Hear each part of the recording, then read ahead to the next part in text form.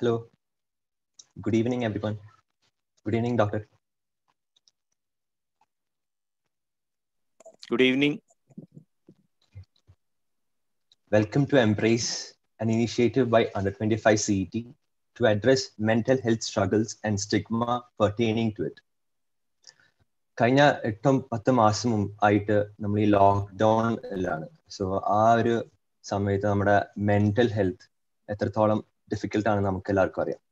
So അതെങ്ങനെ കോപ്പ് ചെയ്യും, അതെങ്ങനെ നമ്മൾ മനസ്സിലാക്കി അതിന് നമ്മൾ ടാക്കിൾ ചെയ്യും, അതൊക്കെ പറ്റി സംസാരിക്കാനായിട്ടാണ് നമ്മൾ Under 25 CET എംബ്രേസ് എന്ന് പറഞ്ഞൊരു പരിപാടി ഹോസ്റ്റ് ചെയ്തിരിക്കുന്നത്.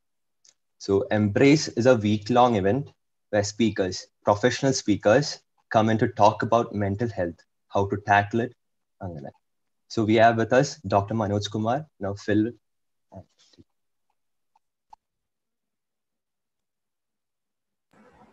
Thank you, Vivek. Good evening, everyone. Good evening, Doctor. Good evening. Today we have with us Dr. Manoj Kumar, DPM, MD, FRCPsych, an eminent psychiatrist, founder and clinical director of the Mental Health Action Trust. അദ്ദേഹത്തിനെ നമുക്ക് കേരളത്തിലെ one of the best qualified and most noble psychiatrist എന്ന് വേണമെങ്കിൽ introduce ചെയ്യാം. Doctor is an alumnus of CMC Vellore, Christian Medical College Vellore. He is the recipient of the Ashoka Fellowship in 2017, Royal College of Psychiatrists, Volunteer Psychiatrist in 2014, the recipient of the Fellowship of the Royal College of Psychiatrists in 2016. With around 15 years of service in the National Health Service in the United Kingdom, Doctor came back to his hometown in Kozhikode and started the Mental Health Action Trust. So the Mental Health Action Trust, or MHAT, it is a charitable trust that offers free comprehensive mental healthcare system for the most economically backward groups of the society. So on behalf of Under 25 CET, College of Engineering Trivandrum, and everyone attending this session, I'd like to welcome you, Dr. Manoj Kumar. Thank you. As a general instruction to everyone attending this session through Zoom and YouTube Live, during the question answer session, you can drop your questions in the Zoom chat directed to everyone, not privately to the doctor. And those attending in the YouTube Live can post your questions in the comment box as well. Our team will be forwarding the questions from the YouTube comment box to us. So moving on to the moment we've all been waiting for. Over to you, doctor.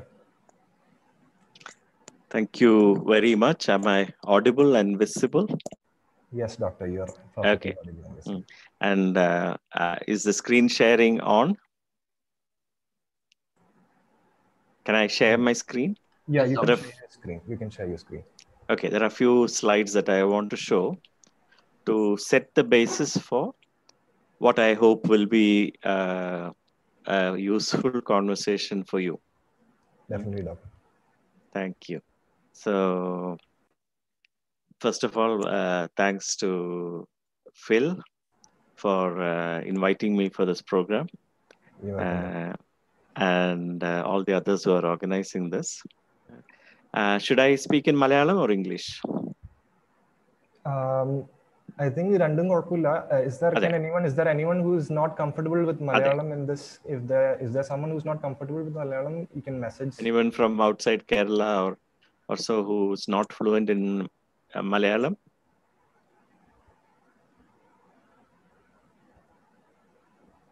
I think it's fine. കുഴപ്പമില്ല. Okay.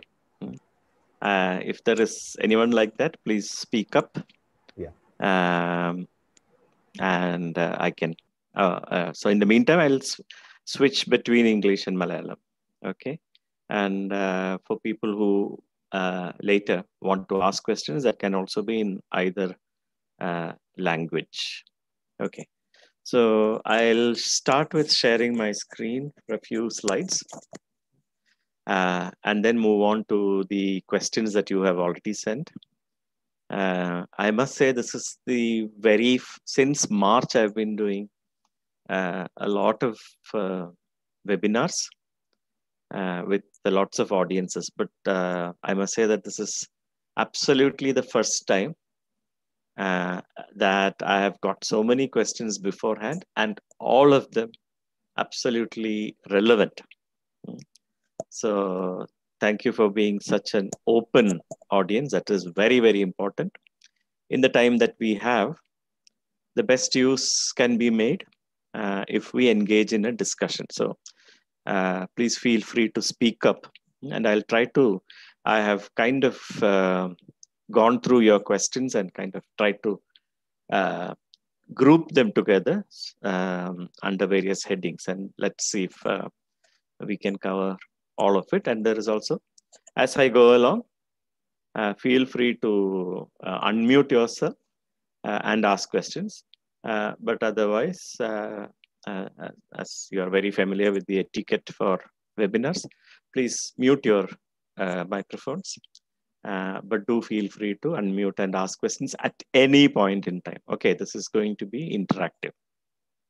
Okay, so I'll start with sharing my screen. So a few seconds for me to do that.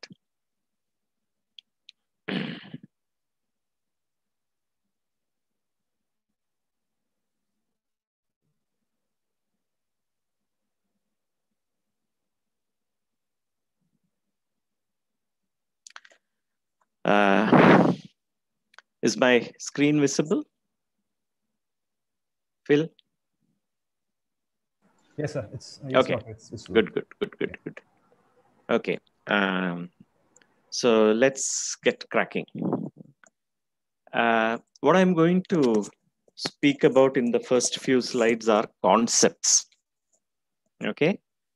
ആശയങ്ങൾ, ideas, concepts പറ്റിയിട്ടാണ് ഞാൻ ആദ്യം പറയാൻ പോകുന്നത്. അതായത് ഈ മനസ്സ് എന്ന് പറയുമ്പോൾ, മൈൻഡ് എന്ന് പറയുമ്പോൾ, it is a word that we commonly use. Mind, tension. പക്ഷേ we must set the context for this. അപ്പൊ ഇവിടെ ഞാൻ പറയാൻ പോകുന്ന കാര്യങ്ങൾ സമൂഹം എന്നെ ചുമതലപ്പെടുത്തിയിട്ടുള്ള എൻ്റെ റോൾ പ്ലേ ചെയ്യാനായിട്ട് ഉപയോഗിക്കാൻ പറ്റുന്ന ആശയങ്ങളാണ്, കോൺസെപ്റ്റ്സ് ആണ്. ഓക്കെ, നമ്മളെല്ലാവരും സമൂഹത്തിന്റെ ഓരോ റോളുകൾ പ്ലേ ചെയ്യുന്നതാണല്ലോ. അത് പ്രൊഫഷണലി ആണെങ്കിൽ നിങ്ങളെല്ലാവരും എൻജിനീയേഴ്സ് ആയിട്ട് ഓരോരോ പ്രൊഫഷനിലേക്ക് തിരിഞ്ഞിട്ട്, അത് നിങ്ങൾ പ്രൊഫഷൻ ചൂസ് ചെയ്തേക്കാം. പക്ഷെ ഏത് പ്രൊഫഷൻ ചൂസ് ചെയ്താലും ആക്ച്വലി സമൂഹം, സൊസൈറ്റി നിങ്ങളെ ചൂസ് ചെയ്യാണ്.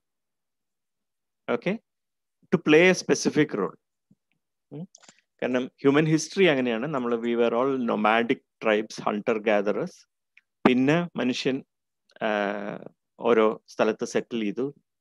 നദീതീരങ്ങളിൽ നദീതട സംസ്കാരങ്ങൾ, സൊസൈറ്റീസ് ഉണ്ടായി.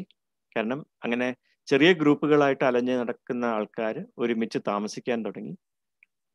ഓരോ പ്രൊഫഷൻസ് ഉണ്ടായി, ട്രേഡ് ഉണ്ടായി. ഇങ്ങനെയാണ് മനുഷ്യന്റെ എവല്യൂഷൻ, മാൻകൈൻഡ്സ് എവല്യൂഷൻ. അപ്പോൾ എല്ലാവരും, കുറെ ആൾക്കാർ ഒരുമിച്ച് ജീവിക്കുമ്പോൾ സ്പെഷ്യലൈസേഷൻ വേണ്ടി വന്നു.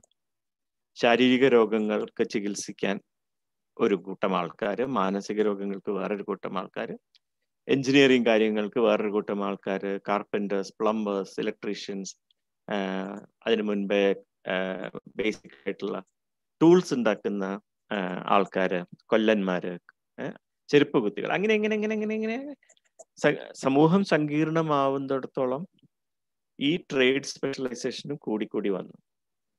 ദ പോയിന്റ് ഇസ് ദാറ്റ് ഞാനിവിടെ പറയാൻ പോകുന്ന കാര്യങ്ങൾ സമൂഹം എന്നെ തിരഞ്ഞെടുത്തിട്ടുള്ള ഈ റോളില്, അതായത് ആദ്യം മെഡിസിൻ MBBS പഠിച്ച ഒരു ഡോക്ടർ, പിന്നീട് മാനസിക രോഗങ്ങളെ കുറിച്ച് പഠിച്ചിട്ടുള്ള വ്യക്തി എന്നുള്ള നിലയിലാണ്. അപ്പൊ എൻ്റെ റോള് സമൂഹത്തിലെ മാനസികമെന്ന് നമ്മൾ കണക്കാക്കുന്ന ബുദ്ധിമുട്ടുകൾക്ക് എന്തെങ്കിലും ചെയ്യാൻ പറ്റുമോ എന്നുള്ളതാണ് എൻ്റെ റോള്. അതിനുപയോഗിക്കുന്ന കോൺസെപ്റ്റ്സിനെ കുറിച്ചിട്ടാണ് പറയാൻ പോകുന്നത്. So that you can manage your mental health better and you can perhaps help other people manage their mental health. Okay,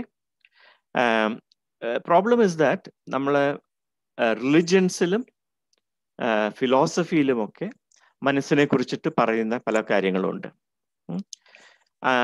അതും നമ്മൾ സയൻസിന്റെ ഭാഗമായിട്ട് മോഡേൺ സയൻസിന്റെ ഓഫ് ഷൂട്ടായിട്ടുള്ള മോഡേൺ മെഡിസിന്റെ ഓഫ് ഷൂട്ടായിട്ടുള്ള മോഡേൺ സൈക്യാട്രി 2020 വർഷത്തിൽ എന്തൊക്കെയാണോ വിശ്വസിക്കുന്നത്, അതൊരു ഫിലോസഫിക്കൽ വിശ്വാസമല്ല, മറ്റുള്ളവരെ സഹായിക്കാനായിട്ടുള്ള കോൺസെപ്റ്റ്സ് ആണ്.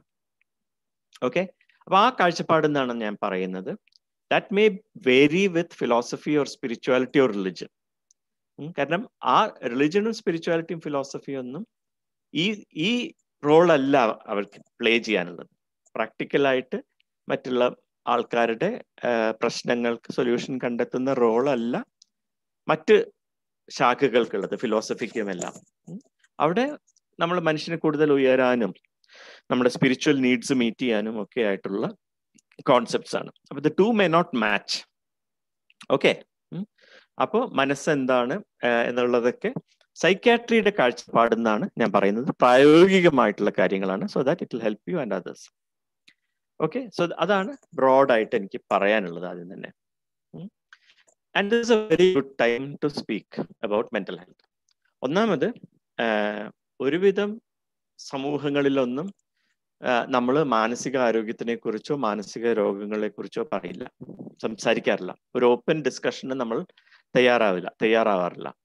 അതുകൊണ്ട് തന്നെയാണ് എനിക്ക് ഇത്രയും നിങ്ങളുടെ ചോദ്യങ്ങൾ കിട്ടിയപ്പോൾ വളരെ സന്തോഷം തോന്നിയത്. Because you are so open about what is going on in your mind, and that reflects the reality is that നമുക്ക് എല്ലാവർക്കും മാനസിക പ്രശ്നങ്ങളും സംശയങ്ങളും ഒക്കെ ഉണ്ട്. പക്ഷെ ഒരു തുറന്ന് മാനസിക പ്രശ്നങ്ങളെ കുറിച്ച് സംസാരിക്കാനുള്ള ഒരു കൾച്ചർ നമുക്കില്ല. And that needs to change. So this is a very good opportunity. And then we are, of course, obviously, a lot of your questions are to do with the COVID and lockdown and stress during these times. നമ്മൾ ഈ ഒരു അസാധാരണമായിട്ടുള്ള കാലഘട്ടത്തിൽ കൂടെയാണ് കടന്നു പോകുന്നത്. പലരുടെയും പ്ലാനുകൾ disrupted ആയി. ഉദാഹരണത്തിന് വിദേശത്ത് പോകാനുള്ള പ്ലാൻ ഡിസ്റപ്റ്റഡ് ആയി എന്ന് നിങ്ങളിൽ ഒരാൾ എഴുതിയിരുന്നു. അപ്പൊ അങ്ങനെ ഡിസ്റപ്ഷൻ ഉണ്ട് നമ്മുടെ ജീവിതങ്ങൾക്ക്. പിന്നെ എക്കണോമിക് ആയിട്ടുള്ള ബുദ്ധിമുട്ടുകൾ, നമുക്കും കോവിഡ് വരുമോ എന്നുള്ള ഫിയർ, ലിവിങ് വിത്ത് അൺസർട്ടനിറ്റി, ഇത് എത്ര കാലം നീളും, നമുക്ക് വരുമോ, നമ്മുടെ ഫാമിലി മെമ്പേഴ്സിന് വരുമോ എന്നൊന്നും നമുക്കറിയില്ല. അപ്പോൾ we are going through unusual times which is bound to raise anxiety and stress. Above all, ഈ വർഷത്തിലൊരു നല്ല ഒരു സമയമാണ് മാനസികാരോഗ്യത്തിനെ കുറിച്ച് സംസാരിക്കാൻ. ഒക്ടോബർ 10th ആണ് എല്ലാ വർഷവും വേൾഡ് മെന്റൽ ഹെൽത്ത് ഡേ ആയിട്ട് പിന്നെ നമ്മൾ ആചരിക്കുന്നത്. So October 10th is coming around, and the theme for this year is that everybody should invest more in mental health. Invest not necessarily only financially, but invest your time and resources, and ഇന്നിപ്പോ നിങ്ങൾ സമയം invest ചെയ്യാണ് ഇതിനെക്കുറിച്ച് മനസ്സിലാക്കാനും ചിന്തിക്കാനും ഒക്കെ. And also greater access to good mental health care. ഇതാണ് ഈ വർഷത്തെ നമ്മുടെ ഒരു theme. So in all ways, this is very good that you have chosen this topic. Before we go ahead, a brief few sentences about MHAT or Mental Health Action Trust. As Phil said, ഞങ്ങളൊരു charitable ട്രസ്റ്റാണ്. 10-12 വർഷമായിട്ട് കേരളത്തിലെ പല ജില്ലകളിലും ഏറ്റവും പാവപ്പെട്ട മാനസിക രോഗികൾക്ക് community psychiatry എന്നുള്ള ഒരു ഒരു മോഡലിൽ കൂടെ മാനസിക രോഗ ചികിത്സ നൽകുന്ന ഒരു സംഘടനയാണ്. പല രീതിയിലും മാനസിക രോഗം ചികിത്സിക്കാം. പിന്നെ നിങ്ങളുടെ തിരുവനന്തപുരത്താണെങ്കിൽ മെഡിക്കൽ കോളേജിലോ പ്രൈവറ്റിലോ അല്ലെങ്കിൽ ഊളംപാറയിലുള്ള മെന്റൽ ഹെൽത്ത് സെന്ററിലോ ഒക്കെ അഡ്മിറ്റ് ആക്കി ചികിത്സിക്കാം. അല്ലെങ്കിൽ ഡോക്ടറെ പോയി കണ്ട് ഒരു ഔട്ട് പേഷ്യൻ്റ് ആയിട്ട് ചികിത്സിക്കാം. വളരെ ചുരുക്കം പേർക്ക് ആണ് സൈക്കോതെറാപ്പി, കൗൺസിലിംഗ് ഒക്കെ ആക്സസിബിൾ ആയിട്ടുണ്ടാവുള്ളൂ. പക്ഷെ ഇതെല്ലാം തന്നെ ഒരു ഹോസ്പിറ്റൽ ബേസ്ഡ് ആയിട്ടാണ് പൊതുവെ നടക്കുന്നത്. ഇത് കമ്മ്യൂണിറ്റി ബേസ്ഡ് ആണ്. അതായത് ആരും വളരെയധികം ദൂരം യാത്ര ചെയ്യേണ്ട, ചികിത്സ പ്രൊവൈഡ് ചെയ്യുന്ന ആൾക്കാർ അങ്ങോട്ട് ചെല്ലുകയാണ്. പിന്നെ അതിൽ MHAT-ലായിട്ടുള്ള ചില സവിശേഷതകളുണ്ട്. മരുന്ന് ചികിത്സ മാത്രമല്ല, മരുന്ന് ചികിത്സയും സൈക്കോളജിക്കൽ ചികിത്സയും റീഹാബിലിറ്റേഷനും അവരുടെ ഭൗതിക ആവശ്യങ്ങൾ മീറ്റ് ചെയ്യലും എല്ലാമായിട്ടുള്ള ഒരു മോഡലാണ് എംഹാറ്റിൻ്റെത്. കോംപ്രിഹെൻസീവ് മെൻ്റൽ ഹെൽത്ത് കെയർ എന്ന് വേണമെങ്കിൽ നമുക്ക് പറയാം. മോഡലിൻ്റെ സവിശേഷത, ഞങ്ങൾ പുറമേ നിന്നുള്ള എക്സ്പേർട്സ് ആയിട്ട് we position ourselves as that ഓരോ സ്ഥലത്തും ലോക്കലായിട്ടുള്ള ഗ്രൂപ്പുകളാണ് ഇത് റൺ ചെയ്യുന്നത്, വോളണ്ടിയർമാരുടെ ഗ്രൂപ്പുകൾ. അപ്പോൾ ഒരു ഡീസെൻട്രലൈസ്ഡ് മോഡലാണ്. വോളണ്ടിയർമാരെ ഉപയോഗിച്ചിട്ടാണ് ഇത് ചെയ്യുന്നത്. നിരന്തരം ഫോളോ അപ്പ്, പ്രോആക്റ്റീവ് ആയിട്ടുള്ള ഫോളോ അപ്പ് ഉള്ള ഒരു മോഡലാണ്. പിന്നെ ടെക്നോളജി നമ്മൾ നിറയെ യൂസ് ചെയ്യുന്നുണ്ട്. അത് പ്രത്യേകിച്ച് ഈ കോവിഡ് കാലഘട്ടത്തിൽ വളരെ ഉപയോഗപ്രദമായി വീഡിയോ കോൺഫറൻസിങ്ങും ഡേറ്റാബേസുകളും ഇലക്ട്രോണിക് പ്രിസ്ക്രിപ്ഷൻ അയക്കുന്നതും എല്ലാം നമ്മൾ ചെയ്യാൻ പറ്റുന്നുണ്ട്. അപ്പൊ ഈ രീതിയിൽ ക്വാളിറ്റി ഉയർത്താൻ, അതായത് മരുന്ന് ചികിത്സ, മരുന്നിന്റെ ഒരു പ്രിസ്ക്രിപ്ഷൻ മാത്രമല്ലാതെ മറ്റ് മാനസിക രോഗ ചികിത്സയുടെ എല്ലാ എലിമെന്റ്സും ആഡ് ചെയ്തിട്ട് പാവപ്പെട്ടവർക്ക് ഫ്രീ ആയിട്ട് കൊടുക്കുന്ന ഡീസെൻട്രലൈസ്ഡ് ആയിട്ട് വോളണ്ടിയേഴ്സിനെ ഇൻവോൾവ് ചെയ്തിട്ടുള്ള ഒരു model of mental health care ആണ് നമ്മുടേത്. സോ ഇന്നത്തെ സെഷനിൽ പറ്റുമെങ്കിൽ ഇതെല്ലാമാണ് അച്ചീവ് ചെയ്യാൻ ഞാൻ ആഗ്രഹിക്കുന്നത്. ഒരു ഡിസ്കഷനിൽ കൂടെ നമ്മുടെ മനസ്സ് എന്നുള്ള കോൺസെപ്റ്റും അതിൻ്റെ സങ്കീർണതകളും, എന്താണ് മാനസിക രോഗങ്ങൾ, എന്തൊക്കെയാണ് പ്രശ്നങ്ങളാണ് പക്ഷെ രോഗങ്ങളല്ല, എന്നിട്ട് ആ അറിവിലൂടെ നിങ്ങൾക്ക് സ്വയം സഹായിക്കാനും മറ്റുള്ളവരെ സഹായിക്കാനും ഒക്കെയുള്ള ഒരു ഫസ്റ്റ് സ്റ്റെപ്പ് ആണ് നമുക്ക് ഇത്രയും നമുക്ക് ഈ സെഷനിൽ അച്ചീവ് ചെയ്യാൻ പറ്റിയാൽ that will be really great. Okay, അപ്പോൾ ലെറ്റ്സ് സ്റ്റാർട്ട്.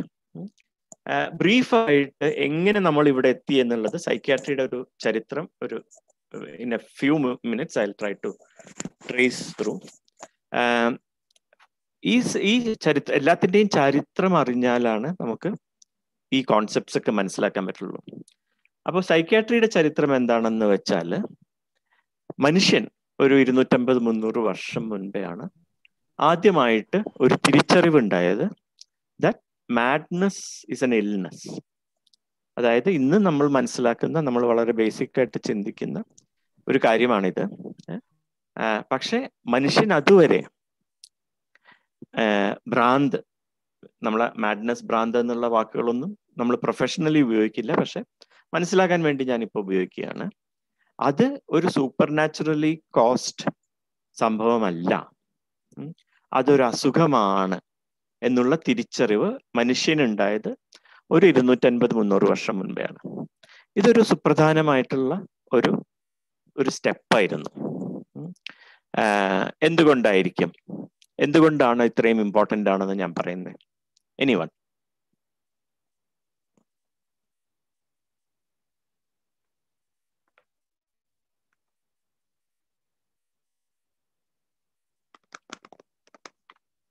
ഞാൻ പറയാണ്, ഭ്രാന്ത് മാനസിക രോഗമാണ് എന്ന് മനുഷ്യൻ തിരിച്ചറിഞ്ഞു. എന്താ ഇത്ര പ്രാധാന്യം അതിന്? തിരിച്ചറിഞ്ഞാൽ എന്താ, ഇല്ലെങ്കിൽ എന്താ?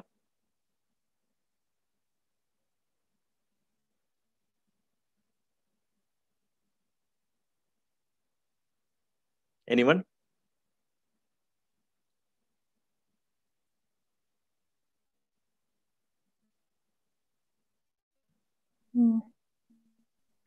We can say that it is treatable if it is an illness. Absolutely. Very good. ആരാത്? Devaki. Okay. Great. Thanks for making a start, Devaki.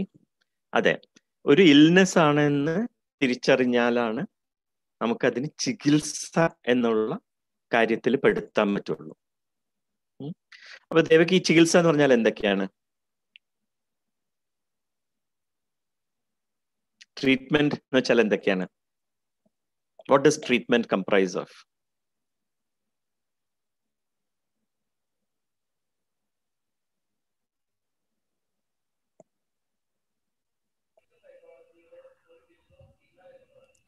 Treatment basically first നമ്മുടെ മൈൻഡിനെ എന്താണ് ഡിസ്റ്റർബ് ചെയ്യുന്നത് അത് അണ്ടർസ്റ്റാൻഡ് ചെയ്യുക, അതിനെ ടാക്കിൾ ചെയ്യാനുള്ള മെഷേഴ്സ് ഇൻട്രൊഡ്യൂസ് ചെയ്യുക, അങ്ങനെ. Absolutely right. നേരത്തെ പറഞ്ഞ മാതിരി that could be based on an understanding, which is what we are going to talk about today. Based on an understanding, we can use different frameworks to understand what is the problem, and then various forms of treatment. മരുന്നാകാം, counselling, psychotherapy ആകാം, rehabilitation വേണ്ടി വരാം, ഇതെല്ലാം ചെയ്യാം. പക്ഷെ ഇതിനെല്ലാത്തിനും മീതെയുള്ള ഒരു കാര്യമുണ്ട്. നമ്മൾ അസുഖമുള്ള ആൾക്കാർക്ക് കൊടുക്കുന്നത് വേറെ എന്താണ്? ഇതൊന്നും കൂടാതെ, ചികിത്സ കൂടാതെ മെന്റൽ സപ്പോർട്ട്. ആബ്സല്യൂട്ട്ലി. കമ്പാഷൻ. ഇപ്പോൾ നിങ്ങൾ സ്റ്റുഡൻസ് ആണ്, സപ്പോസ് ഐ ഡോണ്ട് നോ നിങ്ങൾ വീട്ടിലാണോ ഹോസ്റ്റലിലാണോ എന്നുള്ളത്. Suppose you are staying in a hostel, one of you falls sick, പനിയാണ്. So all your friends will rally around you. അന്നത്തെ ക്ലാസ്സിനെ പറ്റിയിട്ടുള്ള നോട്ട്സോ ഒക്കെ you will share. You will help the person. Love, compassion, care ഒക്കെ കിട്ടുമല്ലോ. അപ്പൊ patient എന്ന് വെച്ചാൽ ചികിത്സ മാത്രമല്ല, സൊസൈറ്റി അവർക്ക് എക്സ്ട്രാ ബെനിഫിറ്റ്സ് കൊടുക്കുകയാണ്, with the aim that they get back to being normal as quick as possible, so that they can play roles in the society that they are supposed to play. ഇതൊന്നും illness അല്ല എന്നാണ് നമ്മൾ വിചാരിക്കുന്നതെങ്കിൽ ഇതൊന്നും നമ്മൾ ആൾക്കാർക്ക് അല്ലെങ്കിൽ നമ്മൾക്ക് കിട്ടില്ല. പകരം എന്തായിരിക്കും കിട്ടുക? ഇൽനെസ് അല്ലെങ്കിൽ ഇതിപ്പോ ഇത്രയൊക്കെ ഞാൻ പറഞ്ഞെങ്കിലും ഇന്ത്യയിലും കേരളത്തിലും പ്രബുദ്ധ കേരളത്തിലും ഒക്കെ തന്നെ ഇപ്പോഴും പല ആൾക്കാർക്കും ഇത് മാനസിക രോഗമാണ് എന്നുള്ള ഒരു people are not really convinced. ഇപ്പോഴും നമ്മൾ ആദ്യം തന്നെ ജ്യോത്സ്യരുടെ അടുത്തും അമ്പലങ്ങളിലും പള്ളികളിലും ദർഗകളിലും ഒക്കെ പോകുന്നതാണ് ഇപ്പോഴും നമ്മൾ കാണാറ്. സോ 250 വർഷമായിട്ട് നമുക്കിത് we know this as a fact, but we are not fully convinced yet. അപ്പൊ അങ്ങനെ ചെയ്യുമ്പോൾ ഈ കെയർ കിട്ടില്ല, ഈ ട്രീറ്റ്മെന്റ് കിട്ടില്ല, ഈ കമ്പാഷൻ കിട്ടില്ല. And instead what might they get? Nihara,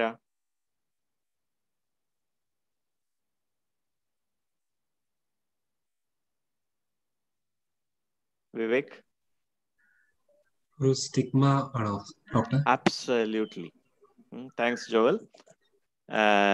Stigma മാത്രമല്ല, people may get abused, people may get in the name of exorcism, people may get abused, beaten up. നമ്മൾ സിനിമയിലൊക്കെ കണ്ടിട്ടില്ലേ, മന്ത്രവാദി ചൂരലും എടുത്തിട്ട് ബാധ ഒഴിപ്പിക്കുന്നതും ഒക്കെ.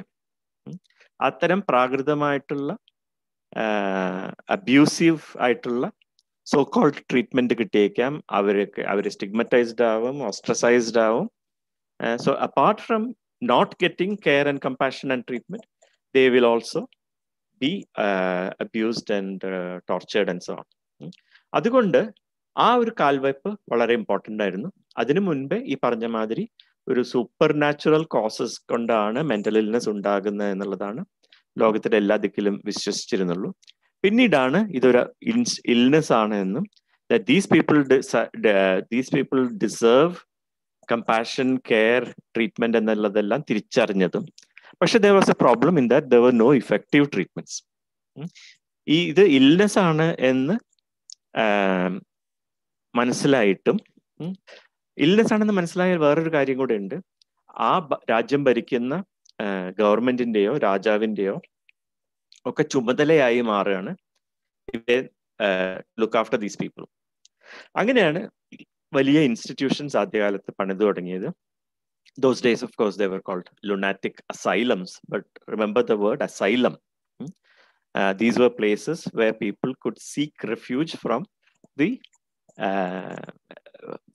from the rest of the society.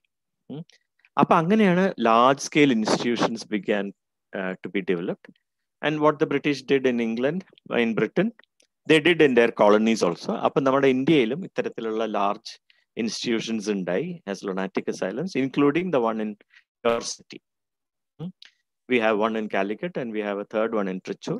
അങ്ങനെ 3 വലിയ ഇൻസ്റ്റിറ്റ്യൂഷൻസ് കേരളത്തിൽ മാത്രം ഉണ്ടായി. All over India there are about 42 institutions. But what happened was that these institutions over a period of time, due to overcrowding and lack of treatment, also became terrifying jail-like places where people were abused. Things were again deteriorating. Yes, we knew that they were ill. We wanted to help them by giving them asylum, but within asylums, there was no treatment to be given. Enter Sigmund Freud. Late 19th century, early 20th century. He has a very important place in our thinking because ഇങ്ങനത്തെ മഹാന്മാരായിട്ടുള്ള ചിന്തകരുടെ ഒരു their characteristic is that they cause paradigm shifts. They kind of define epochs. അപ്പൊ അതുവരെ ആരും ചിന്തിക്കാത്ത രീതിയിൽ ചിന്തിക്കുന്ന മഹാനായിട്ടുള്ള ഒരു ചിന്തകനായിരുന്നു Sigmund Freud. And he not only spoke about the mind or wrote about the mind, നമ്മുടെ മനസ്സിനെ കുറിച്ചിട്ടുള്ള തിയറികൾ ഉണ്ടാക്കി. അത് മാത്രമല്ല, ആ തിയറികൾ ബേസ് ചെയ്തിട്ടുള്ള ചികിത്സാ രീതികൾ ഉണ്ടാക്കി. അതാണ് നമ്മൾ ഇന്ന് സൈക്കോതെറാപ്പി, കൗൺസിലിംഗ് എന്നെല്ലാം പറയുന്നത്. അന്നത്തെ അദ്ദേഹത്തിന്റെ പല തിയറികളും പിന്നീട് ഡിസ്ക്രെഡിറ്റഡ് ആയി, പല ഇഷ്യൂസും ഉണ്ട് അതിനെ കുറിച്ചിട്ട്. എന്നാലും he still has a very important role in history as the first person who proposed theories of the mind and a treatment system based on that. Another 50 years later, around 1960, first medications came to be discovered. അതിനു മുൻപേ ഈ psychological ട്രീറ്റ്മെന്റും ഈ ഇൻസ്റ്റിറ്റ്യൂഷനിൽ അടയ്ക്കലും മാത്രമായിരുന്നു ഉണ്ടായിരുന്നത്. Effective ആയിട്ടുള്ള മരുന്നുകൾ ഉണ്ടായിരുന്നില്ല. ഇഫക്റ്റീവായിട്ട് ഒരു മെഡിക്കൽ ട്രീറ്റ്മെന്റ് ഉണ്ടായിരുന്നു, ബട്ട് ദാറ്റ് ബിക്കേം വെരി ഡിസ്റെപ്യൂട്ടബിൾ. ഏതാണത്? ഇപ്പോഴും നമ്മൾ ഉപയോഗിക്കുന്ന ഒരു ട്രീറ്റ്മെന്റ് മൊഡാലിറ്റിയാണ്. കേട്ടാൽ എല്ലാവർക്കും പേടിയാവുന്നത്. എന്താണത്?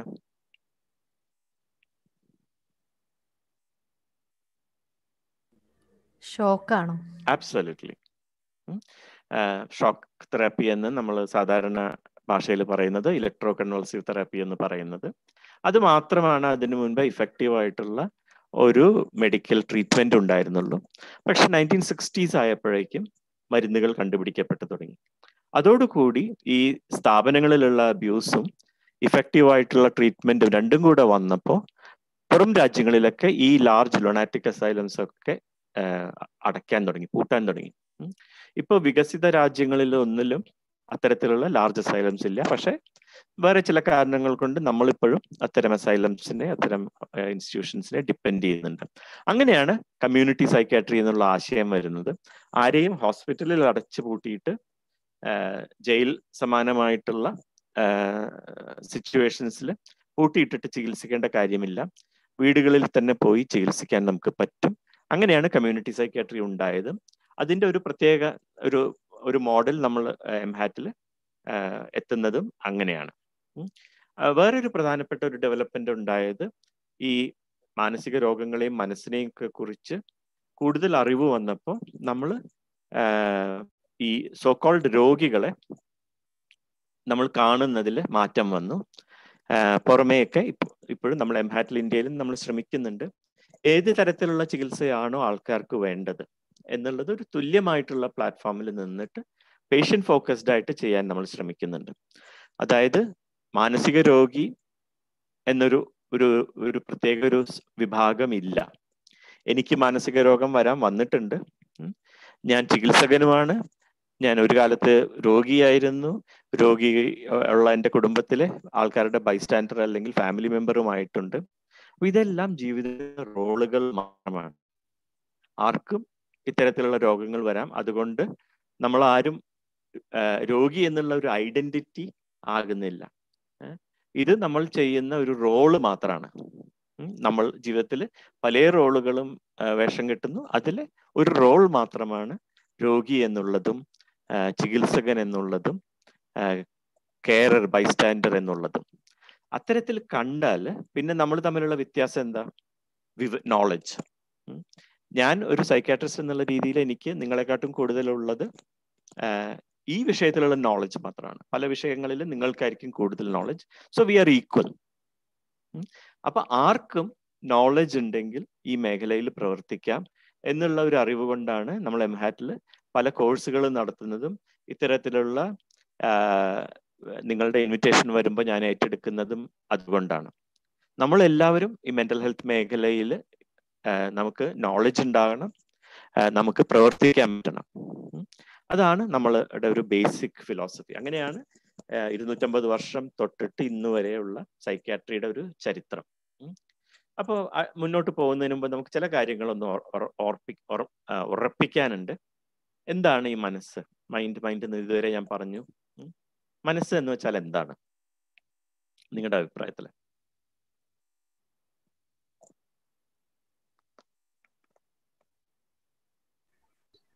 നമ്മുടെ കോൺഷ്യൻസും നമ്മുടെ കോഗ്നിറ്റീവ് റീസണിങ്ങും സബ് കോൺഷ്യസ്, അൺകോൺഷ്യസ് ഇതെല്ലാം ഉൾപ്പെടുന്ന ഒരു കോംപ്ലക്സ് ഓർഗൻ. കോംപ്ലക്സ് ഓർഗൻ ആണോ അറിയില്ല, ബ്രെയിനിന്റെ ഒരു പാർട്ട്, ഒരു ബ്രെയിനിന്റെ essence. Okay, very good. Thank you, Joel. That has made my task easier. പക്ഷെ ജോൽ പറഞ്ഞതിൽ നമ്മുടെ പണ്ട് കാലം തൊട്ടേ നമ്മൾ മനസ്സിനെ കാണുന്നതും ഇന്ന് കാണുന്നതും ഒക്കെ ആയിട്ടുള്ള ഒരു കോൺസെപ്റ്റ് കൂടെ അതിലുണ്ട്. കാരണം രണ്ട് കാര്യങ്ങൾ ജോൽ പറഞ്ഞു. ഒന്ന് conscious mind, sub conscious mind എന്ന് പറഞ്ഞു. പിന്നെ ഓർഗൻ എന്ന് ആദ്യം പറഞ്ഞു, പിന്നെ ജോൽ തന്നെ തിരുത്തി. അപ്പൊ അതാണ് നമ്മൾ ആദ്യം ക്ലാരിഫൈ ചെയ്യേണ്ടത്. മനസ്സ് ഒരു ഓർഗൻ ആണോ? ആണെങ്കിൽ എവിടെയാണ്?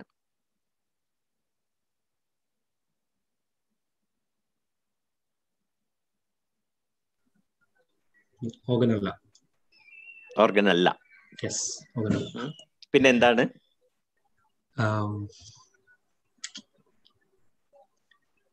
നമ്മുടെ എസൻസ് ആണ്, നമ്മുടെ. Very good. അതെ, അപ്പോൾ നമ്മളതൊരു ഏതെങ്കിലും ഒരു ഓർഗനിൽ ലൊക്കേറ്റ് ചെയ്യണമെങ്കിൽ അത് ഏത് ഓർഗൻ ആയിരിക്കും? Brain, obviously. പക്ഷെ നമ്മൾ കാലകാലമായിട്ട് മനസ്സിനെ കുറിച്ച് പറയുമ്പോൾ നമ്മുടെ കൈ ഓട്ടോമാറ്റിക്കലി എങ്ങോട്ടാ ചെല്ലുക? നമ്മൾ മനസ്സിൽ തട്ടി സംസാരിക്കുക. മനസ്സ് എന്നൊക്കെ പറയുമ്പോൾ നമ്മൾ നെഞ്ചത്താണ് കൈ വെക്കുക, അല്ലേ? ഇതിന് പല കാരണങ്ങളുണ്ട്. ഒന്ന്, കുറെ 1000 കൊല്ലങ്ങള് ഈ മനസ്സ് ബ്രെയിനിന്റെ ഒരു ആക്ടിവിറ്റിയാണ്, ഒരു ഫങ്ഷൻ ആണ് എന്നുള്ളതിൽ വ്യക്തത ഉണ്ടായിരുന്നില്ല. ഡെക്കാർട്സ് എന്ന് പറഞ്ഞിട്ടുള്ളൊരു പഴയ ഫിലോസഫറൊക്കെ ഉണ്ട്, ഡെക്കാർട്ടിയൻ ഡ്യുവലിസം എന്നൊക്കെ പറയും. അതായത് മനസ്സും ശരീരവും നമ്മൾ രണ്ടായിട്ടാണ് കണ്ടിരുന്നത്. ഇന്നും അതെ. ഓട്ടോമാറ്റിക്കലി അറിയാതെ ജോവൽ പറഞ്ഞു പോയി മനസ്സൊരു ഓർഗൻ ആണ് എന്ന് ആദ്യം, അല്ലെ? അതായത് മനസ്സിനെയും ശരീരത്തിനെയും രണ്ടായിട്ടാണ് നമ്മൾ മനുഷ്യൻ കണ്ടുവന്നിരുന്നത്. ശരീരം വേറെ, മനസ്സ് വേറെ. ഫിസിക്കൽ ശാരീരിക അസുഖങ്ങൾ വേറെ, മാനസിക അസുഖങ്ങൾ വേറെ. അപ്പോഴും എവിടെയാണെന്നുള്ളൊരു ഉറപ്പില്ല. പക്ഷെ എവിടെയോ നെഞ്ചിലാണ്, ഹൃദയത്തിലാണ് എന്നുള്ള ഒരു തോന്നൽ നമുക്കുണ്ട്, ഇപ്പോഴും ഉണ്ട്. എന്തുകൊണ്ടായിരിക്കും?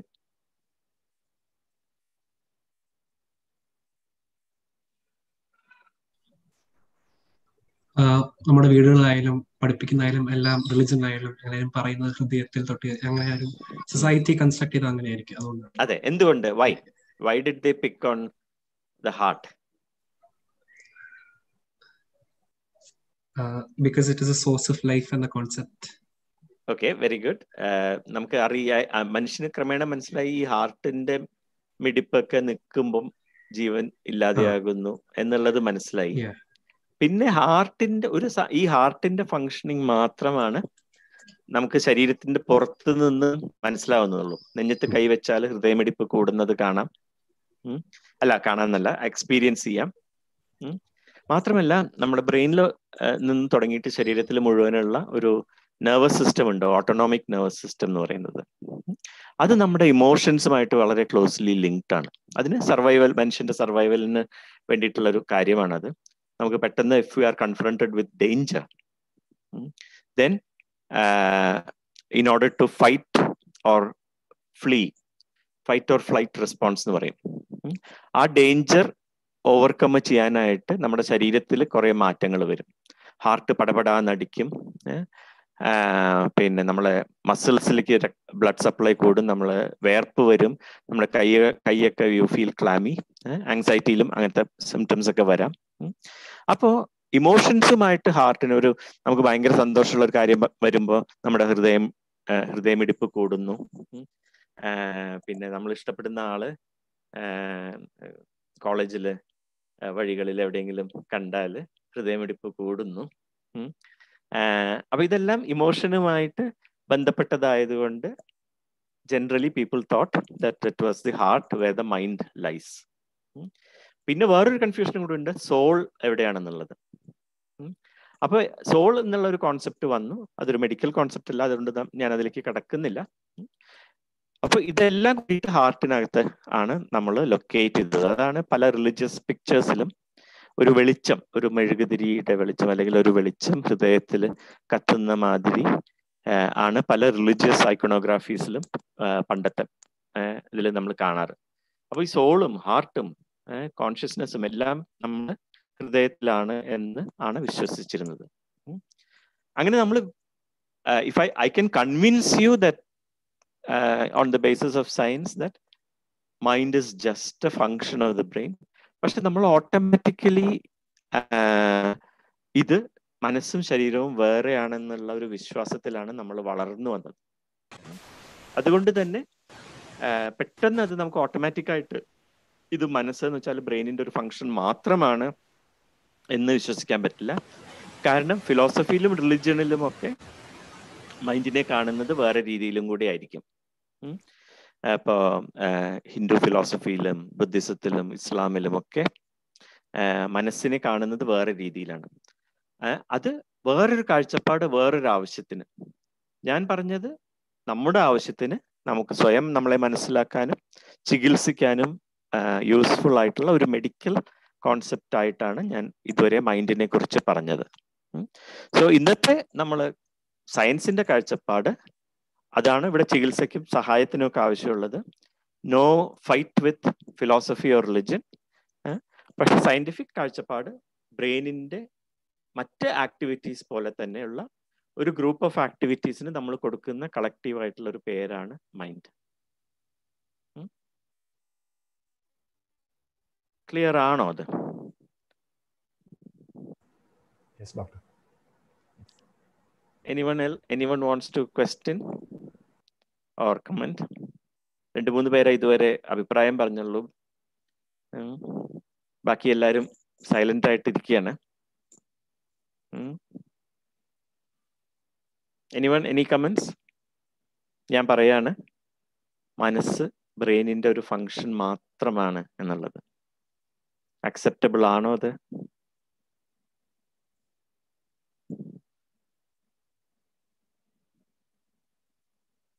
അനോണിമസ് ആയിട്ടും പറയാം കേട്ടോ, ഞാൻ പേര് ചോദിക്കണം എന്നില്ല.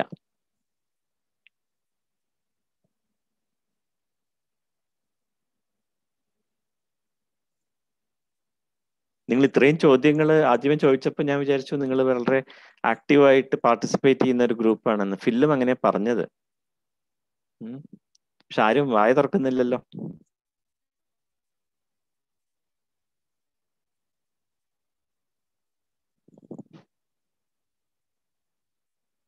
Anyone? Any comments?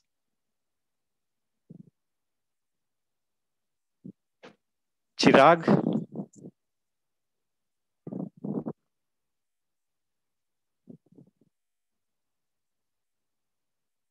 Chirag Balachandran.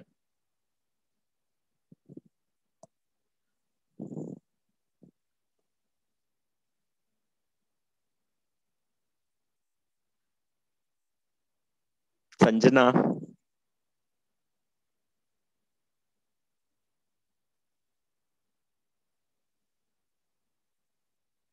Okay, clear that you don't want to comment, so that's fine. അപ്പൊ അങ്ങനെയാണെങ്കിൽ ഈ നോർമൽ മെന്റൽ ഹെൽത്ത് എന്ന് വെച്ചാൽ നമ്മൾ എന്താ ഉദ്ദേശിക്കുന്നത്? കാരണം നോർമൽ എന്താണെന്ന് നമ്മൾ തിരിച്ചറിഞ്ഞാലല്ലേ നമുക്ക് അതിലെ പ്രശ്നങ്ങളിലേക്കും രോഗങ്ങളിലേക്കും ഒക്കെ കടക്കാൻ പറ്റുള്ളൂ. എന്താണ് നോർമൽ മെന്റൽ ഹെൽത്ത്?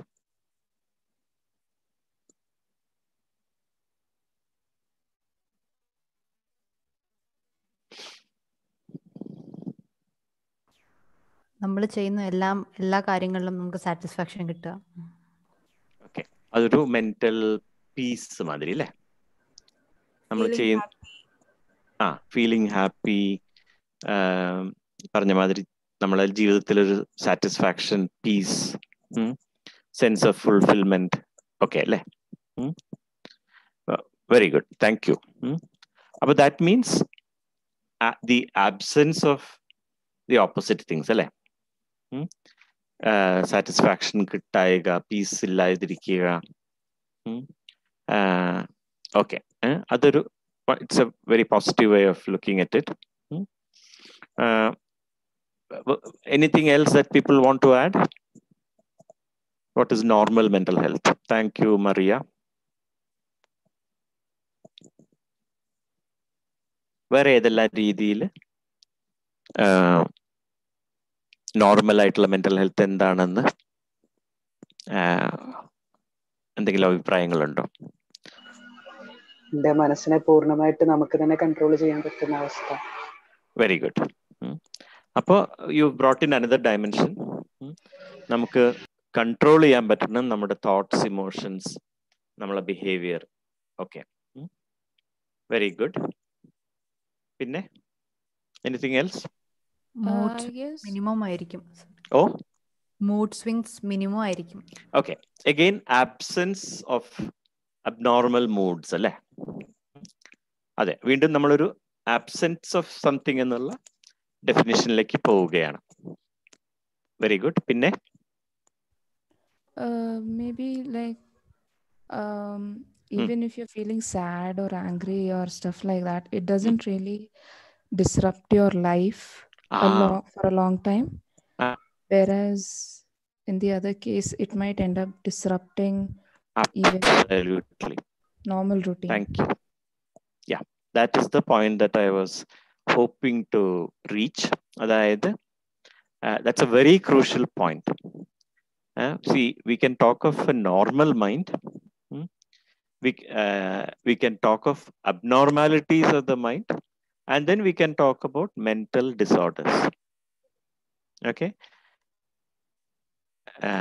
അതിലെ ഈ മെന്റൽ ഡിസോർഡർ എന്നുള്ള ലെവലിലേക്ക് വരുമ്പോൾ exactly like you said, disruption of normal activities, disruptions of role functionings എത്തും. അങ്ങനെയാണ് ഞങ്ങൾ ഇതൊരു നോർമൽ മെന്റൽ ഇഷ്യൂ ആണോ, നോർമൽ അല്ല പക്ഷെ ഒരു ഡിസോർഡർ ആയിട്ടില്ല. ഇപ്പോ exam related tension for example, statistically if you are more anxious than most of the people, then your anxiety is abnormal. പക്ഷെ അങ്ങനെ ആങ്സൈറ്റി ഉണ്ടെങ്കിലും you are regularly writing exams and passing and so on, so it's not disrupting your activity. It is unpleasant when you go through it. പരീക്ഷയുടെ തലേദിവസം ഒക്കെയുള്ള tension ഭീകരമാണ്. പക്ഷെ എങ്ങനെയെങ്കിലുമൊക്കെ you overcome it and you write the exam and you pass the exam, you get good grades. അപ്പോൾ statistically, കാരണം നോർമാലിറ്റിക്ക് എപ്പോഴും രണ്ട് രീതിയിലാണ് നമ്മൾ നോർമാലിറ്റി നോക്കുക. ഒന്ന് സ്റ്റാറ്റിസ്റ്റിക്കലി അബ്നോർമൽ ആണോ എന്നുള്ളത്. So somebody who is 6'8" tall would be statistically abnormal, അല്ലേ? But they may be perfectly healthy, so it is just abnormality and not a disorder. But if that height, 6'8" is because of a hormone problem, and the person is unhealthy and it affects functioning, then that person is unwell. It is a disorder or a disease. Mental ഹെൽത്തിലും അങ്ങനെ തന്നെയാണ്. Statistically നമ്മൾ different ആയിരിക്കാം, abnormalities ഉണ്ടായിരിക്കാം, but absolutely as you said, നമ്മുടെ ആക്ടിവിറ്റീസിനെ disrupt ചെയ്യുമ്പോൾ മാത്രമാണ് നമ്മളൊരു ഇൽനെസ് ആയിട്ട് നമ്മളത് കണക്കാക്കുകയുള്ളൂ. So remember this point. നിങ്ങളുടെ ക്വസ്റ്റ്യൻസിലേക്ക് വരുമ്പോൾ this point is going to be used time and again. അപ്പോൾ എല്ലാവരും പറഞ്ഞു നമ്മുടെ personal functioning, satisfaction, mental peace, ഇതെല്ലാം പറഞ്ഞു.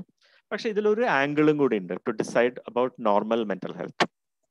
ഈ ഇൻഡിവിജ്വൽ, ഞാൻ മാത്രമാണോ എൻ്റെ മെന്റൽ ഹെൽത്ത് നോർമൽ ആണോ അല്ലയോ എന്ന് തീരുമാനിക്കുക. who else is involved? And the family, then interact in the society. Absolutely. Absolutely. So we cannot talk about mental health or normal mental health without referring to the society. And society changes over time. Okay. So societal attitudes also change over time. Because of which some things which previous generations decided was abnormal or even pathological, ഒരു മാനസിക രോഗമാണ് എന്ന് വരെ ഇതിന് മുമ്പിലത്തെ generation തീരുമാനിച്ച പല കാര്യങ്ങളും ഇപ്പൊ നമ്മൾ 2020 ഇത് നോർമൽ ആണ് എന്ന് സൊസൈറ്റി തീരുമാനിച്ചേക്കാം. And that has a huge implication. Can anyone think of any such condition where now we do not look at it as an illness or even as an abnormality? Maybe an abnormality statistically, but still we consider such people normal. Transgenders. Absolutely. Thank you, Annie. The way we have looked at people who are transgenders have completely changed. 35 years ago, when I first joined psychiatry, our classificatory systems had a section called gender identity disorders. Annu Samuham and Samuhathinte branch aayittulla psychiatry looked at it as an abnormality or as a disorder. No longer. Now we know society has moved on, our understanding is different. So now we don't look at it as a disorder or as an abnormality, except statistically, of course, people may be, abnormal. Same thing with something related in that same area, apart from disorders, gender identity. Absolutely. The way we look at sexuality, homosexuality and all its variants. Now, we do not look at it as an abnormality or as an illness, but just one generation ago, psychiatrists were trying to treat people to change their sexuality. Very sadly, now also there are allegations that some psychiatrists are still trying to forcibly convert people from homosexuality, but that is completely wrong and never should happen. But such things might still be prevalent as a misuse. So, normal mental health എന്ന് പറയുമ്പോൾ ഇതെല്ലാം നമ്മൾ മനസ്സിലാലോചിക്കണം. Most mental illnesses manifest in the social sphere. So somebody with, say, bipolar affective disorder എന്ന് ഞങ്ങൾ പറയുന്ന ഒരു condition, mania. Maniaയിൽ people may become overactive, excited, talking too much, overactive, doing various things and so on. But it becomes a problem only when we live amongst other human beings. Such a person on a deserted island with no other human beings may not have so many issues. So mental illness in a social context, and sometimes people themselves are not aware of their problems, but your family, society are the first people to note that. So mental illnesses are conditions where normality is disturbed. So people who are born with certain conditions, such as intellectual disability, we do not consider as a mental illness. People with developmental disorders, sometimes autism, children with autism, children with intellectual disability, previously called mental retardation. നമ്മൾ illness ആയിട്ട് കാണുന്നില്ല. They are conditions, they are disorders, but not illnesses in a sense. Illnesses are when our normality, there is a deviation from our normality. We have been normal so long, and then there is a point of onset and we become unwell.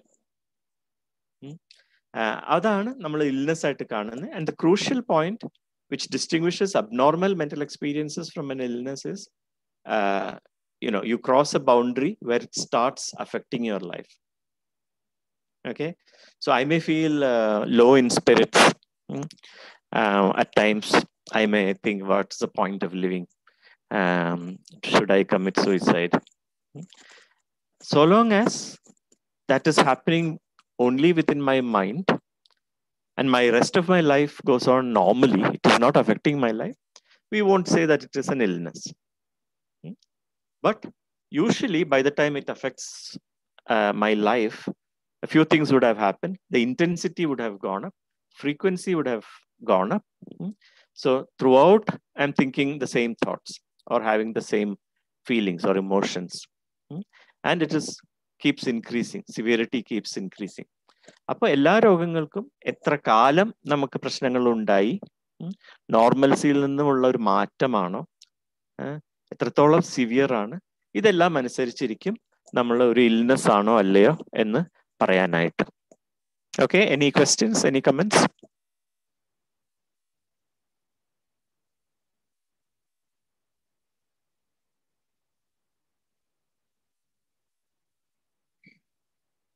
Okay. So, why do we lose mental health? What are the factors which decide mental health? Extreme stress, societal pressure. ഒരു normal life എന്ന് deal ചെയ്യുന്ന എന്ത് external ഒരു extreme amount of stress and pressure will definitely crumble. Or can maybe, you give me an example? Like exam stress, for example. Yeah. It is very societally induced. അപ്പോൾ നമ്മൾ പഠിക്കുന്ന വിദ്യാർത്ഥിയാകുമ്പോൾ exam ടൈമില്ലാത്ത stress, especially for competitive exams, ആ സമയത്ത് പീക്കാണ്. And the chance of crumbling is on thin ice. So അതൊരു external ഫാക്ടറാണ്. Okay. So the external factor is that the exam is happening. So everybody sitting that exam should be crumbling. Does that happen? No.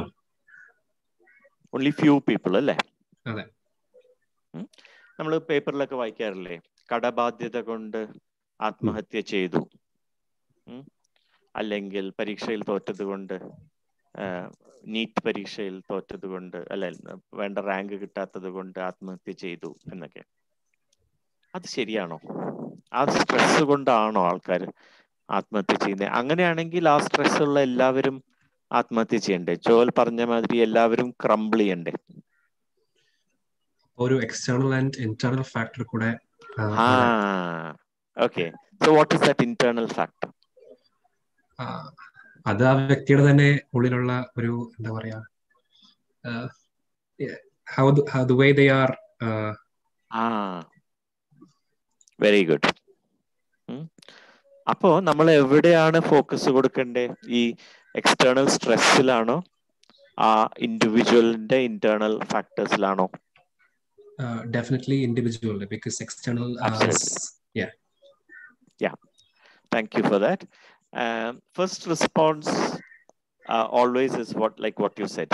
കാരണം നമ്മൾ we are for hundreds of years we are conditioned to believe that mind is separate from the body.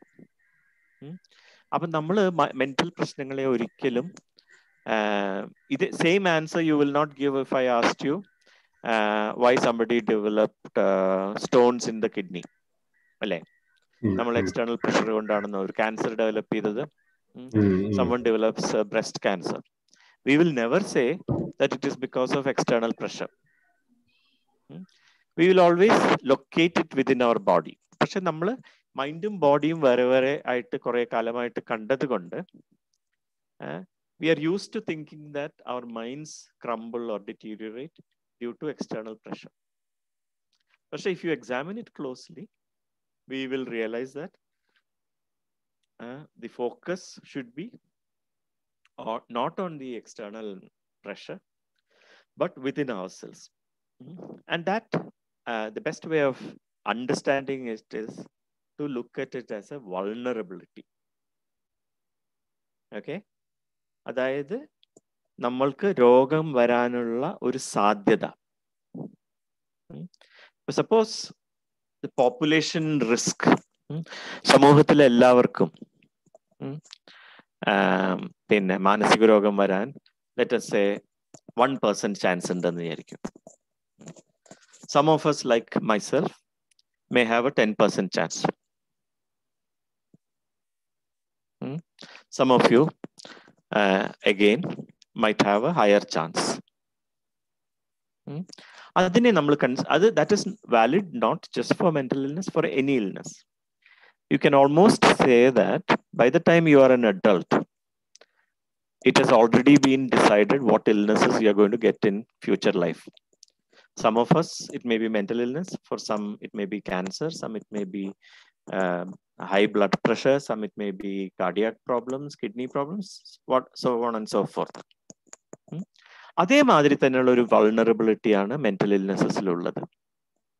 So how do we know if we have that vulnerability? എങ്ങനെ അറിയാം ആർക്കാണ് ഈ vulnerability ഉള്ളത് എന്ന്?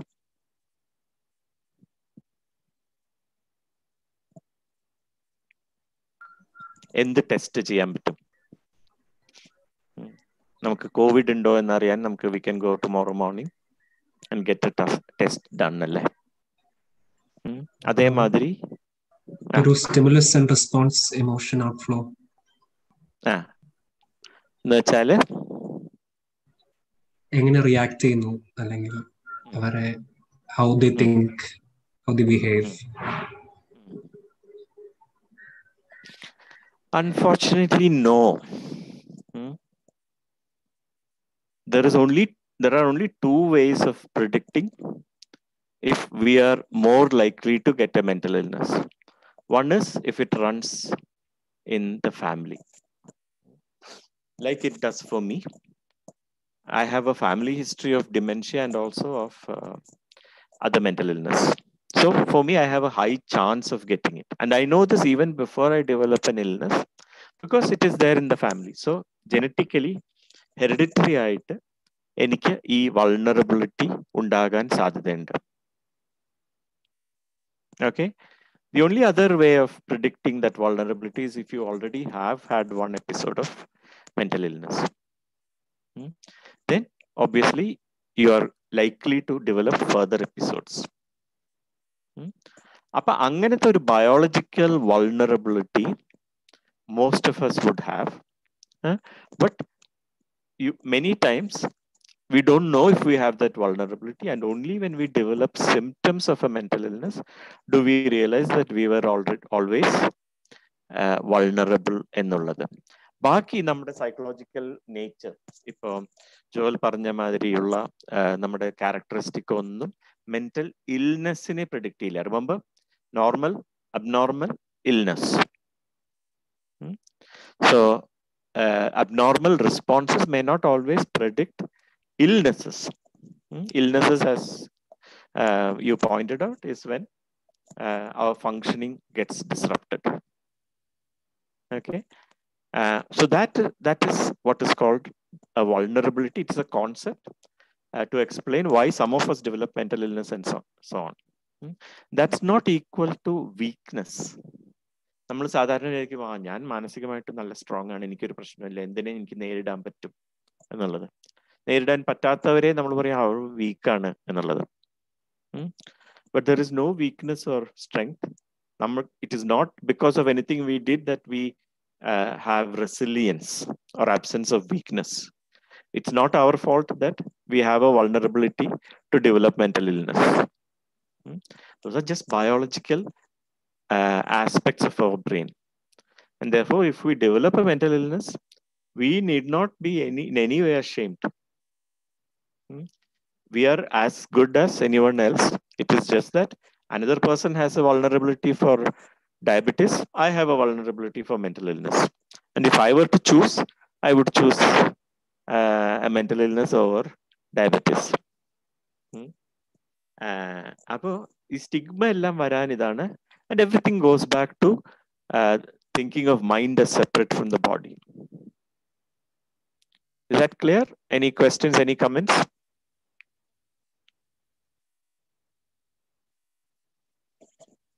അപ്പൊ അങ്ങനെയാണെങ്കിൽ what is the role of society? What is the role of the environment? തീരെ role ഇല്ല എന്നാണോ ഞാൻ പറയുന്നത്? Can that be right?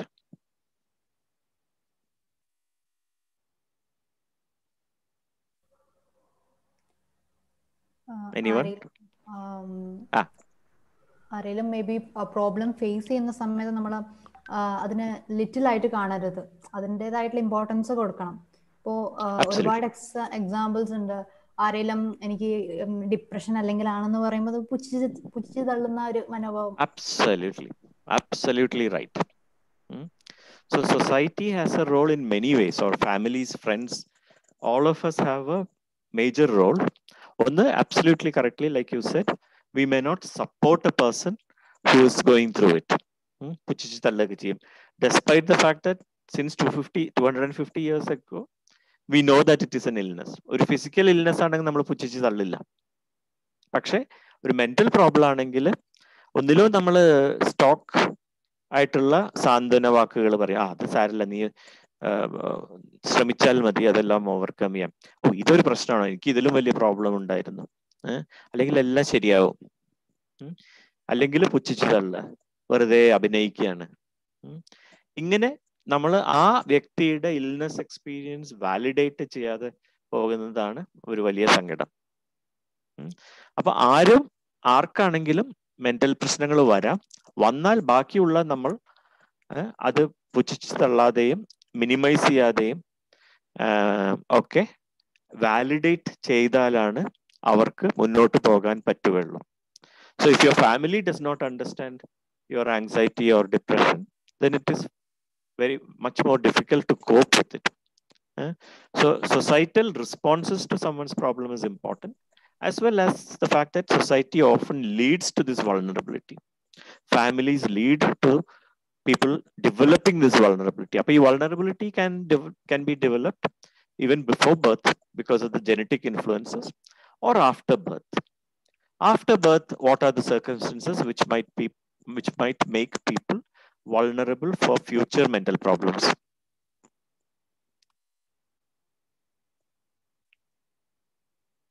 ഒരു കുട്ടി ജനിച്ചു,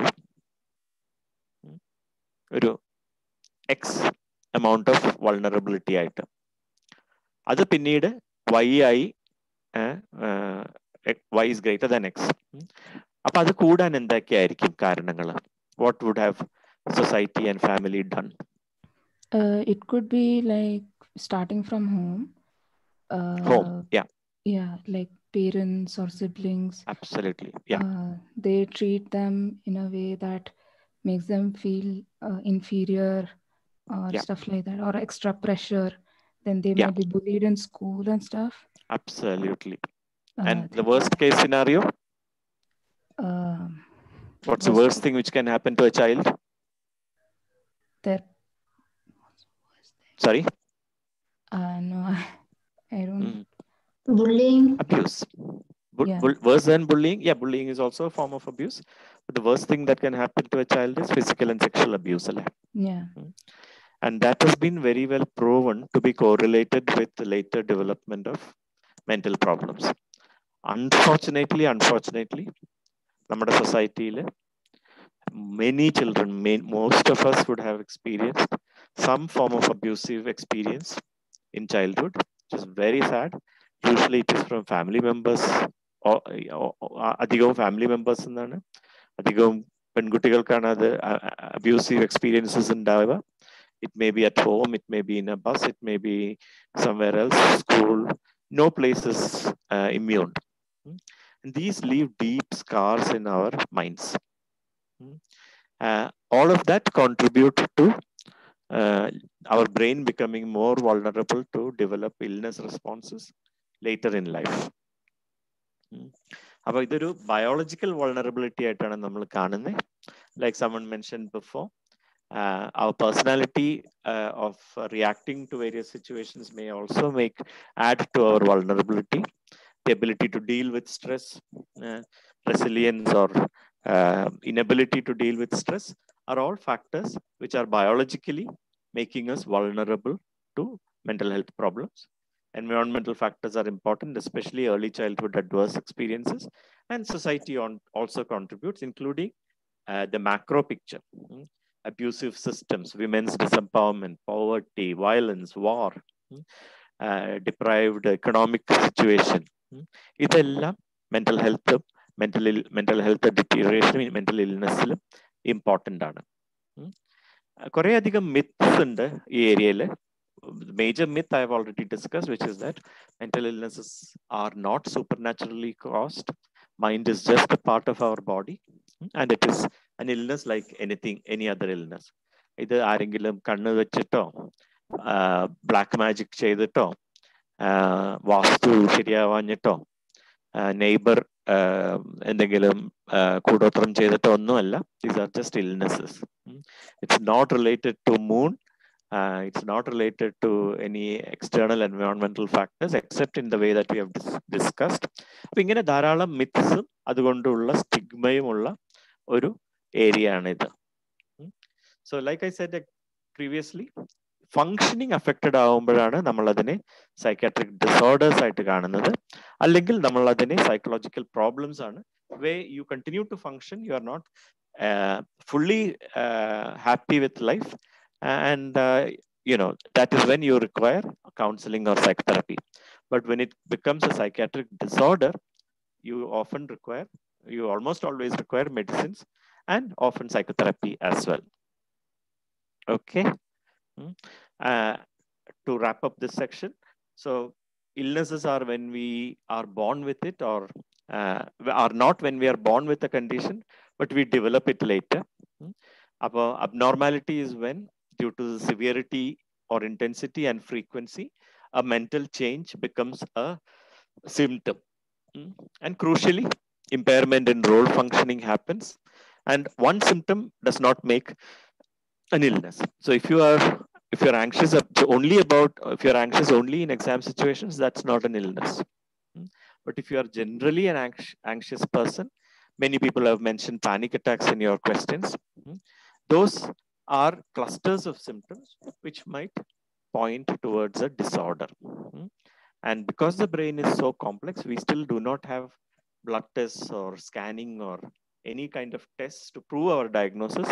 It is that we have certain specified criteria which we use to decide whether someone has an illness or not.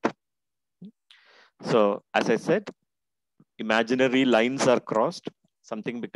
A low mood becomes a symptom of depression.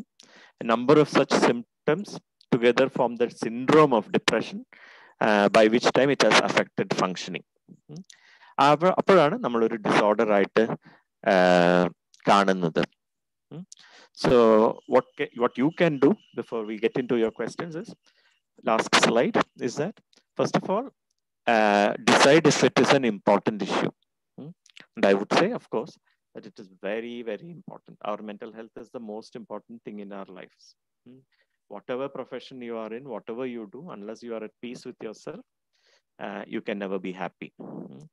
So first of all, we have to, as individuals and as a group, decide that this is an important area. And I'm glad that you've chosen mental health to discuss, which shows that as a community, as a group, you are giving importance to this. Next step should be that it should become possible to discuss mental health issues openly. Many of you have shared your personal issues also in the message box. And that openness, that willingness to drive it from the underground. നമുക്ക് open ആയിട്ട് mental health ഇഷ്യൂസിനെ പറ്റിയിട്ട് സ്കൂളുകളിലും കോളേജിലും ഒക്കെ സംസാരിക്കാൻ പറ്റണം. ആ ഒരു ഓപ്പൺനെസ്സിൽ നിന്നാണ് നമുക്ക് മുന്നോട്ട് പോകാൻ പറ്റുള്ളൂ. സ്വയം എന്ത് ചെയ്യാൻ പറ്റും എന്ന് വെച്ചാൽ, പല ചോദ്യങ്ങളും സ്ട്രെസ്സിനെ കുറിച്ചിട്ടായിരുന്നു. I will come to that again. പക്ഷെ നമ്മുടെ ലൈഫ് സ്റ്റൈലും എന്താണ് സ്ട്രെസ് ഉണ്ടാക്കുന്നത് എന്നുള്ളതും ഒക്കെ മനസ്സിലാക്കാനും, അത് മാറ്റാൻ പറ്റാത്തതാണെങ്കിൽ നമ്മൾക്ക് മറ്റുള്ളവരിൽ നിന്നും ഹെൽപ്പ് സീക്ക് ചെയ്യാനും നമ്മൾ ശ്രമിക്കേണ്ടതാണ്. പലപ്പോഴും അത്തരത്തിലുള്ള ഹെൽപ്പ് അവൈലബിൾ ആയിക്കൊള്ളണമെന്നില്ല, അല്ലെങ്കിൽ സാറ്റിസ്ഫാക്ടറി ആയിക്കൊള്ളണമെന്നില്ല. നിങ്ങൾ ഒരാൾ എഴുതിയിട്ടുണ്ടായിരുന്നു, കൗൺസിലിങ്ങിന് പോകുന്നുണ്ട്, സൈക്കോതെറാപ്പിക്ക് പോകുന്നുണ്ട്, പക്ഷെ സാറ്റിസ്ഫൈഡ് അല്ല എന്നുള്ളത്. കാരണം അതൊരു സയൻസ് മാത്രമല്ല, അതൊരു ആർട്ടും കൂടിയാണ്. എല്ലാവർക്കും ഒരേ രീതിയിലുള്ള നല്ല തെറപ്പിസ്റ്റ് ആവാൻ പറ്റിയെന്ന് വരില്ല. നല്ല തെറപ്പി കിട്ടാൻ, നല്ല സൈക്കോതെറാപ്പി കിട്ടാൻ നല്ല ബുദ്ധിമുട്ടാണ്. അപ്പൊ അങ്ങനത്തെ ഇഷ്യൂസ് ഒക്കെ ഉണ്ട്. പക്ഷെ you can do a lot to help yourself by seeking counselling. മറ്റുള്ളവർക്ക് വേണ്ടി എന്ത് ചെയ്യാൻ പറ്റും എന്ന് ചോദിച്ചാൽ മെയിൻ തിങ് ഇസ് നേരത്തെ പറഞ്ഞ മാതിരി early detection, being compassionate, being validate their experiences, being there for them, support them, and so on, which all will lead to early detection. In campuses, college authorities should think of having centers for people to go to with mental health problems. In the West, such things are common, but ഇവിടെ stigma കാരണം schools-ലൊക്കെ counselors ഉണ്ടെങ്കിലും from my experience they are not very effective because children don't go to them.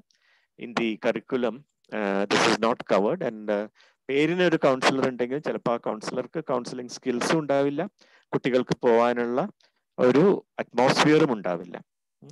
So there are all these issues. So I will end this presentation now. You can note down my email ID, phone number, our website. If you access our website, you will see that we do courses. About people with an interest in this area, if there are enough numbers of you, we can run a course for you. Just now a course is going on, but halfway through. It's a 12-hour course. It's an introduction to mental health course, 12 hours of face-to-face interaction. And then we do online internships. We do bigger, longer courses and so on. So if anyone, if after this meeting, if some of you are interested in joining an introductory course, Phil Baiju can let me know. We can, if there are sufficient numbers, we can organize a course for you. Yes, definitely, doctor. I'll let you know. Do visit our website, look at our videos and so on. And I'm happy to be contacted personally on this number if you so wish, or you can WhatsApp me or email me with individual issues. So I'll stop the screen sharing and then go on to the questions that you have already submitted. So just a second while I do that.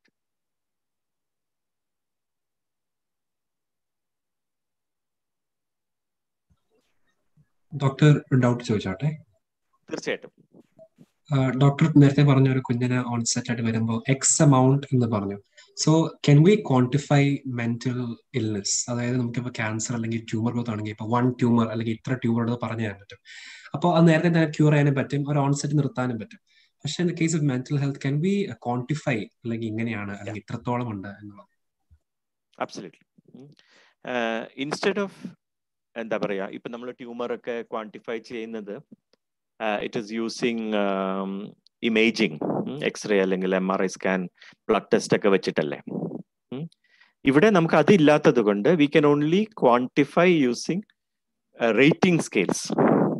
എത്രത്തോളം depressed ആണ്, സ്കിസോഫ്രീനിയയിലെ psychotic symptoms എത്രത്തോളം ഉണ്ട്. And there are long established rating scales, questionnaires. നമ്മൾ IQ ഒക്കെ എങ്ങനെയാണ് measure ചെയ്യുക? By using instruments, by using questionnaires, പല ടാസ്കുകളും ചെയ്യിച്ചിട്ടുമൊക്കെയാണ് നമ്മൾ IQ എത്രയാണെന്നുള്ളത് നമ്മൾ മെഷർ ചെയ്യുന്നത്, അല്ലേ? There's no other way of measuring IQ. നമുക്കൊരു ബ്ലഡ് ടെസ്റ്റ് ചെയ്തിട്ടോ ബ്രെയിനിന്റെ ഒരു സ്കാൻ എടുത്തിട്ടോ ഒന്നും IQ കണ്ടുപിടിക്കാൻ പറ്റില്ലല്ലോ, intelligence quotient. Similarly, there are various established ways of both detecting and quantifying mental problems.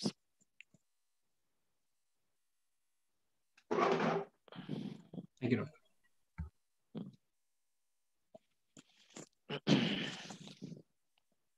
Any other questions? Comments? Doctor, chat box la ornundu. Mental illness varnathu munpu tadayan margam endelu undo? Very good question. There was one sentence on one of the slides which I didn't elaborate, and that's it: primary prevention. Okay, so the question is, at the primary prevention level, can you do anything to prevent mental illness? Unfortunately, the answer is no. So secondary prevention, അതായത് early ആയിട്ട് detect ചെയ്യുക, early ആയിട്ട് help കൊടുക്കുക മാത്രമേ പറ്റുള്ളൂ. Totally prevent ചെയ്യാൻ there is absolutely no way. കാരണം lot of the factors are എൻവയോൺമെന്റൽ in terms of your upbringing.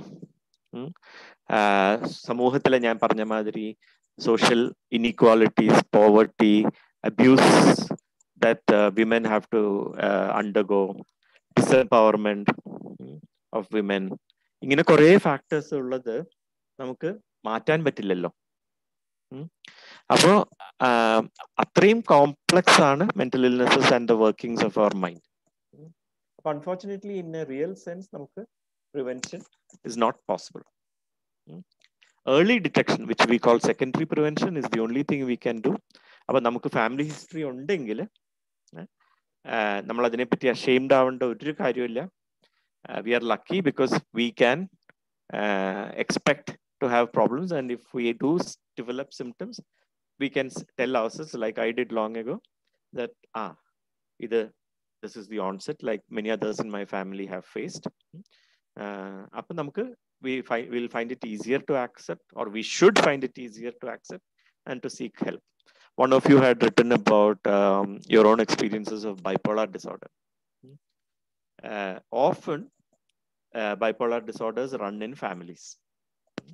So if you have a bipolar disorder and unfortunately somebody in your family develops the early symptoms, then adil albudalla. So what you can do is to educate them, inform them based on your own experiences, and also help destigmatize. Enikkum bipolar undu, and I am still, look at me, I am still normal. So you can also be normal. This is what you need to do. So in that sense, prevention is not possible. Next best is, of course, early detection and early seeking of help. Yes, thank you, doctor. That was very insightful. Dr. Will I go on to the? Yeah, I think. How long do we have? Yeah, some more time. I think, doctor. Yeah, doctor. നമ്മൾ മറ്റേ ആ type ഫോമിൽ ഒരുപാട് questions ചോദിച്ചാണ്. I think a lot of people are anxious to know about the answers to that. Yeah. അവർ പലരും prepared ആയിട്ട് വന്നിട്ടുണ്ട്. So. Very good. What I have done is to kind of classify them, the questions. Okay. A lot of them have to do with, broadly speaking, നമ്മൾ stress എന്നൊക്കെ പറയുന്ന കാര്യങ്ങൾ. Lot of them are about പിന്നെ അസുഖങ്ങൾ, where it's about specific symptoms. Few questions are about career choices and so on. അവിടെയും stress തന്നെയാണ് വരുന്നത്. For example questions related to career choices where ഒരു ചൂസ് ചെയ്യാൻ, pressure of choosing a career, disappointment of not getting a job from campus, people feeling that their future is a blank future is what one person has written. All these and the other questions about stress.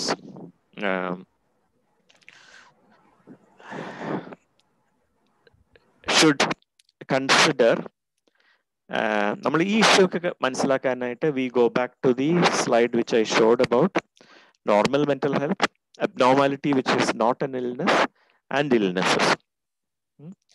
അപ്പോൾ most people will feel anxious, low, tension and so on in response to external environments. അല്ലേ? അതിനെയാണ് നമ്മൾ stress എന്ന് പറയുന്നത്. Stress എന്നുള്ള ചുരുക്കപ്പേര്. നമ്മൾ as human beings, we are programmed to cope with situations. Okay? If you, unfortunately, if you have a death in your family, somebody very close to you dies, it's one of the biggest stresses that you can go through.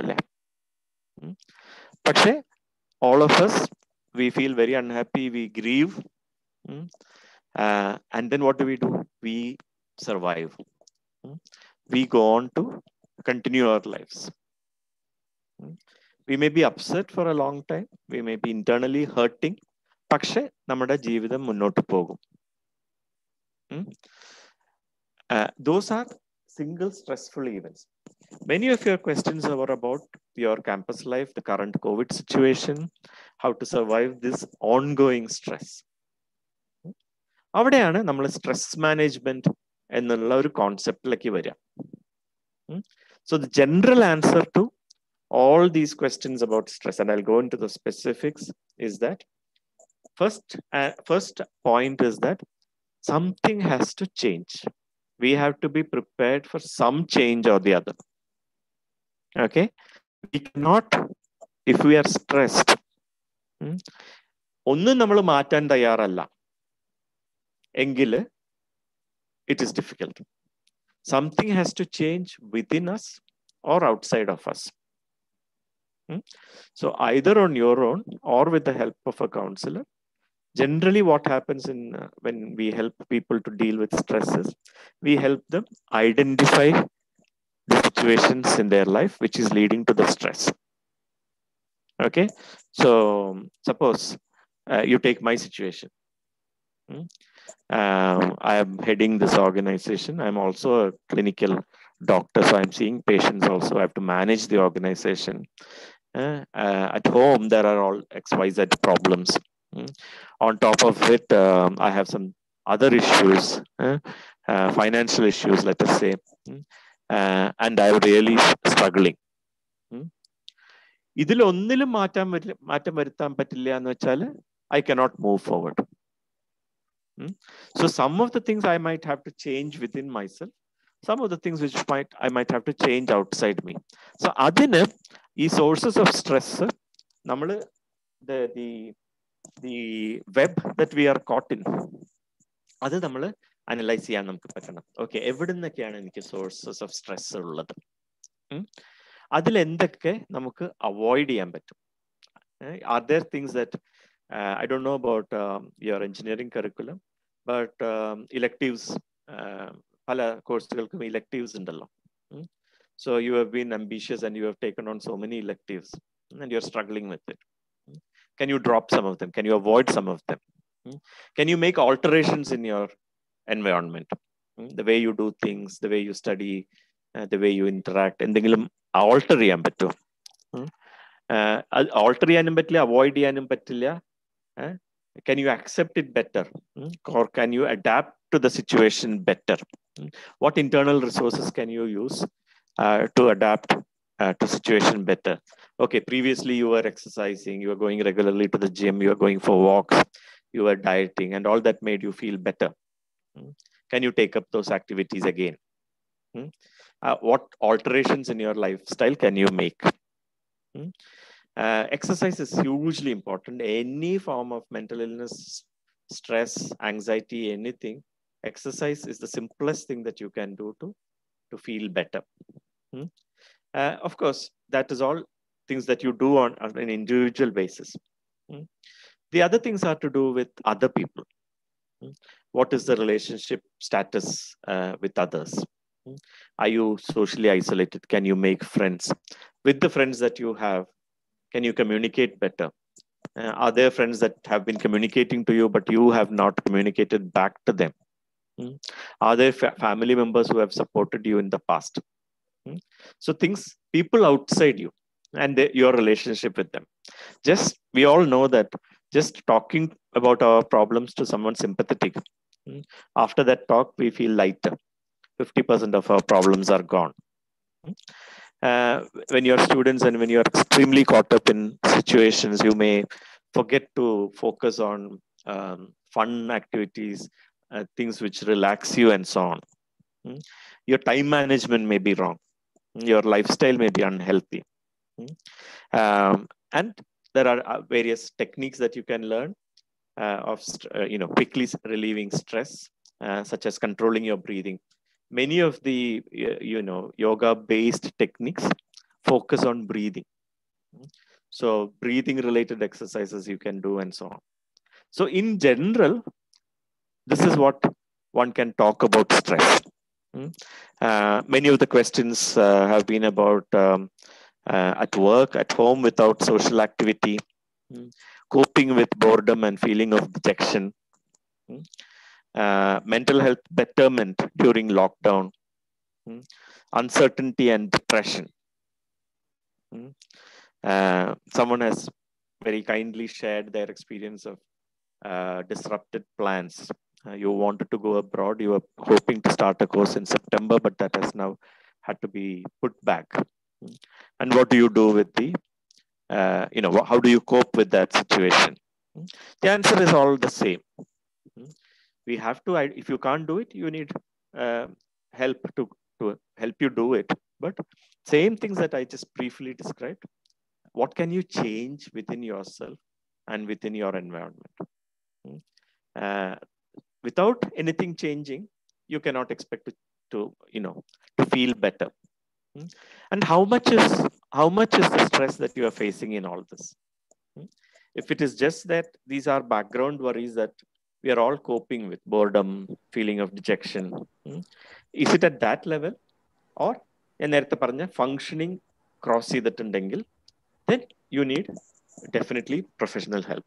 If your sleeping is poor, if you are not eating properly or binge eating, or if you're drinking too much, drinking alcohol or using drugs, you are not able to focus on studies. Your attention span is gone. You're functioning, you have lost interest in looking after yourself. You lie in bed most of the time. You have lost your motivation. It looks as if you would have gone on to the next stage where you are probably going through a disorder, an illness. If it is all within the context of, okay, all this is happening in your life, but you are still functioning well despite it, then the general principles of stress management that I just outlined are the things that you need to do. Someone has written health issues and controlling mind regarding that. I assume these are physical issues. So again, a lot of us develop physical problems as part of our anxiety, where we go to doctors and doctors say that there's nothing physically wrong with you. Often, many psychological problems, anxiety, all present as physical problems. So if you are struggling with a physical problem and that you don't have a real medical solution for it, do consider the possibility that it may be stress or anxiety. And what you require is more professional input from a counselor or a psychologist. There was one person who I was rather concerned about, who unfortunately looks like having experienced a trauma during lockdown, and possibly undergoing therapy but not satisfied with it. We do at MHAT, we have a very good team of psychologists, psychiatric social workers, psychiatrists, including myself. If any of you require psychotherapy and you cannot access it locally, we'll be more than happy to try to help you. You can book an appointment online through our website. Do mention that you were part of this class when you speak to the person that you have chosen to speak, and ask them to discuss with me. I will try to, I will pay extra attention. I do pay attention to all people, but if any of you after this class come to us as requiring help, we'll be more than happy to help you. Thank you very much, Doctor. Undergoing therapy but not feeling helped is a common problem. We will try to help you. Again, on a similar fashion, but not trauma, family problems at home, and trying to cope with it. A lot of people have mentioned anxiety and stress during COVID times. Peace of mind during chaos. Someone has very evocatively put. Doctor, sorry to interrupt. Yeah, Doctor, no problem. I get a doubt, and I think it will be useful for everyone. Yeah. നമ്മളൊരു സൈക്കോളജിസ്റ്റിനെയാണോ സൈക്യാട്രിസ്റ്റിനെയാണോ കാണേണ്ടതെന്ന് തീരുമാനിക്കണം എങ്ങനെയാ? നേരത്തെ കാണിച്ച സ്ലൈഡിലെ മാതിരി നമ്മളെ ഫങ്ഷനിങ്ങിനെ കാര്യമായിട്ട് affect ചെയ്തിട്ടില്ല. പക്ഷേ it is still an issue troubling us. Then psychologists can very well be the first port of call. Unfortunately, there are only very few clinical psychologists who are the people only really trained to help. Exactly. There are lots and lots of counselors. Exactly. Or psychologists. But if you do a bachelor's in psychology or even a master's in psychology, but not clinical psychology, you may not necessarily have the skills. But like everything else, it is a commercialized space. So everybody wants to make a good living. So everybody will model themselves as counselors and therapists. And so the same problem is there with psychiatrists also. All psychiatrists may not be equally understanding. But all I can say is that we'll be happy to try to help if you're not happy with the local services. Thank you, doctor. Thank you. Yeah, so this is very interesting, and I just wrote down the short form. FOMO and FOBO, what was that? Fear of missing out and fear of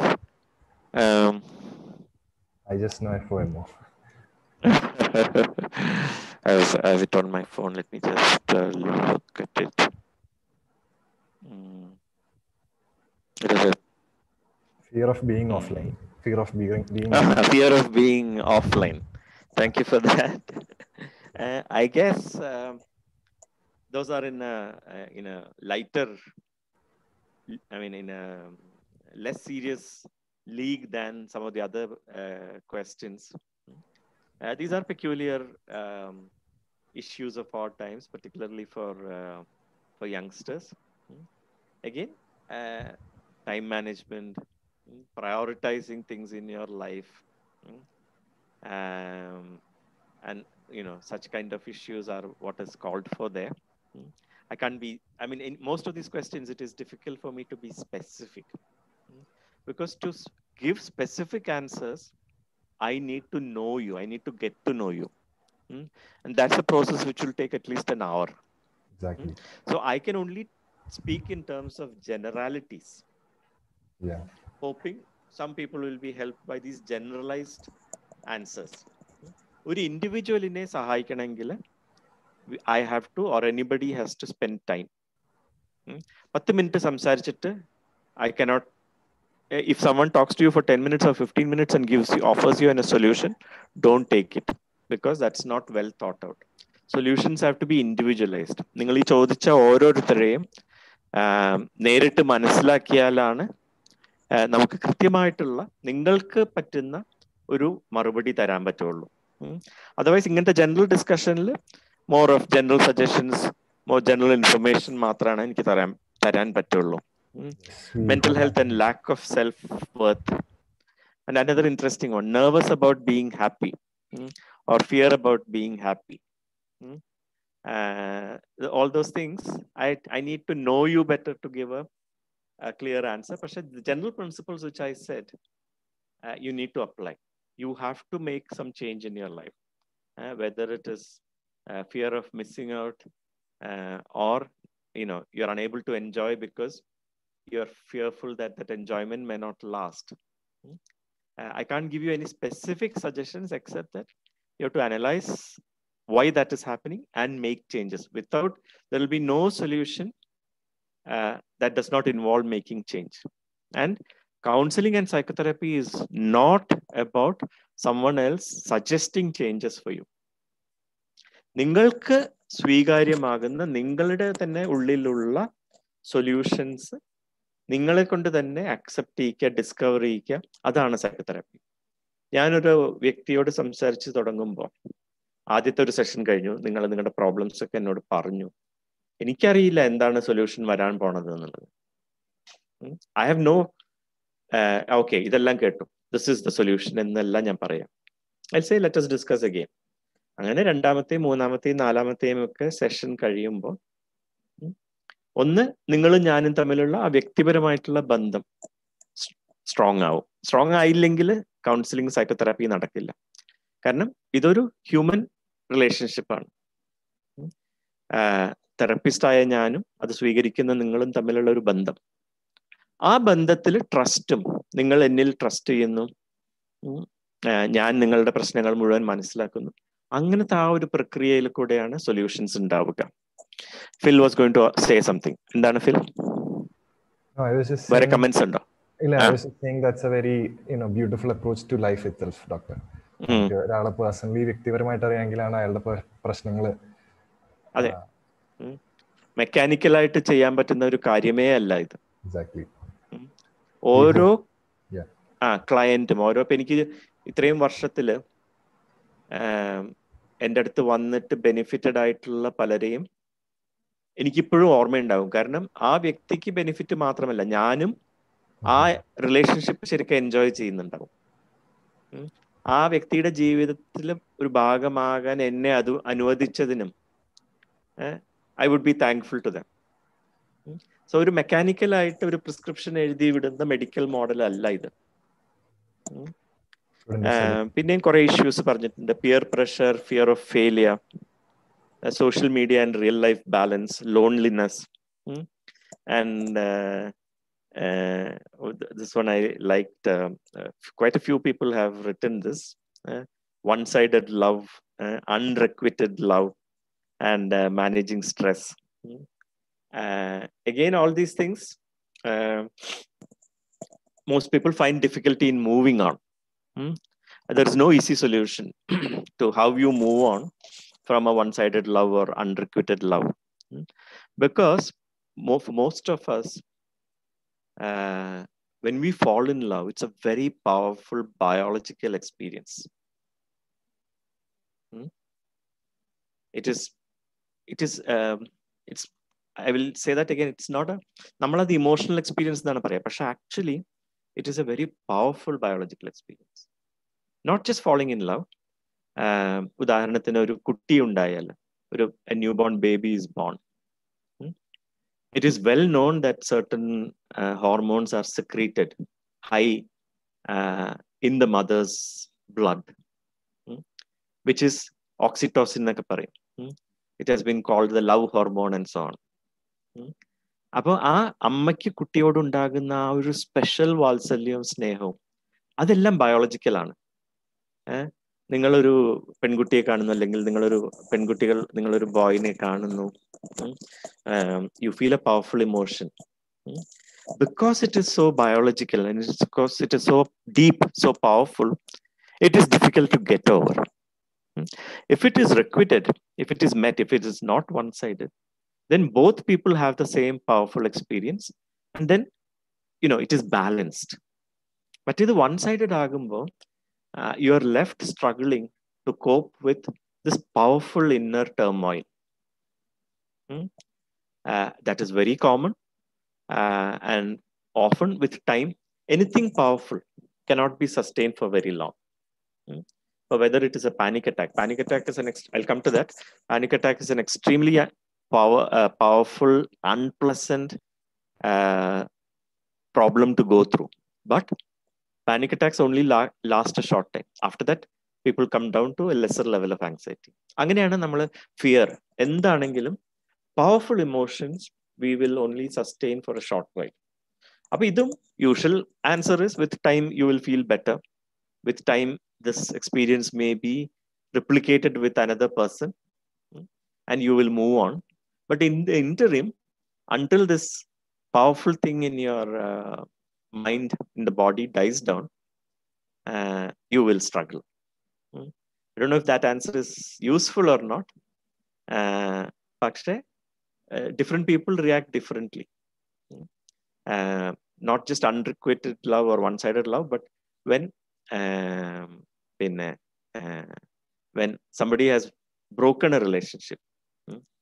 ഇവിടത്തെയൊക്കെ youngsters തേക്കുക എന്നാ പറയാ. I don't know about Trivandrum. So victims of അതെ, അതൊക്കെ എങ്ങനെ നമ്മൾ survive ചെയ്യുന്നു? So every adverse event, we gather our resources, we understand it, we let go of things. നാം പറഞ്ഞ മാതിരി we avoid certain things, we accept certain things, we adapt to certain things, and we move on. Mental health in IT industry, how do we counter silent killer, mental health in the internet world, social media, how do we remain calm and positive during COVID? These are all issues which are common and not necessarily pathological. Either if this moves on to affecting your functioning, then that is when you require help. And the next set of questions are related to that. More than one person has asked about how do we help people with panic attacks. If real panic attacks are there, and again, that term has now become popular along with mood swing. It is, everybody uses that term. But if it is a real panic attack, it is a disorder. It's a disorder called panic disorder, for which very good treatment is available. So rather than just suffer in silence, you should seek help. There are very safe medicines available. Again, if you find local doctors not satisfactory, we can try to help you online.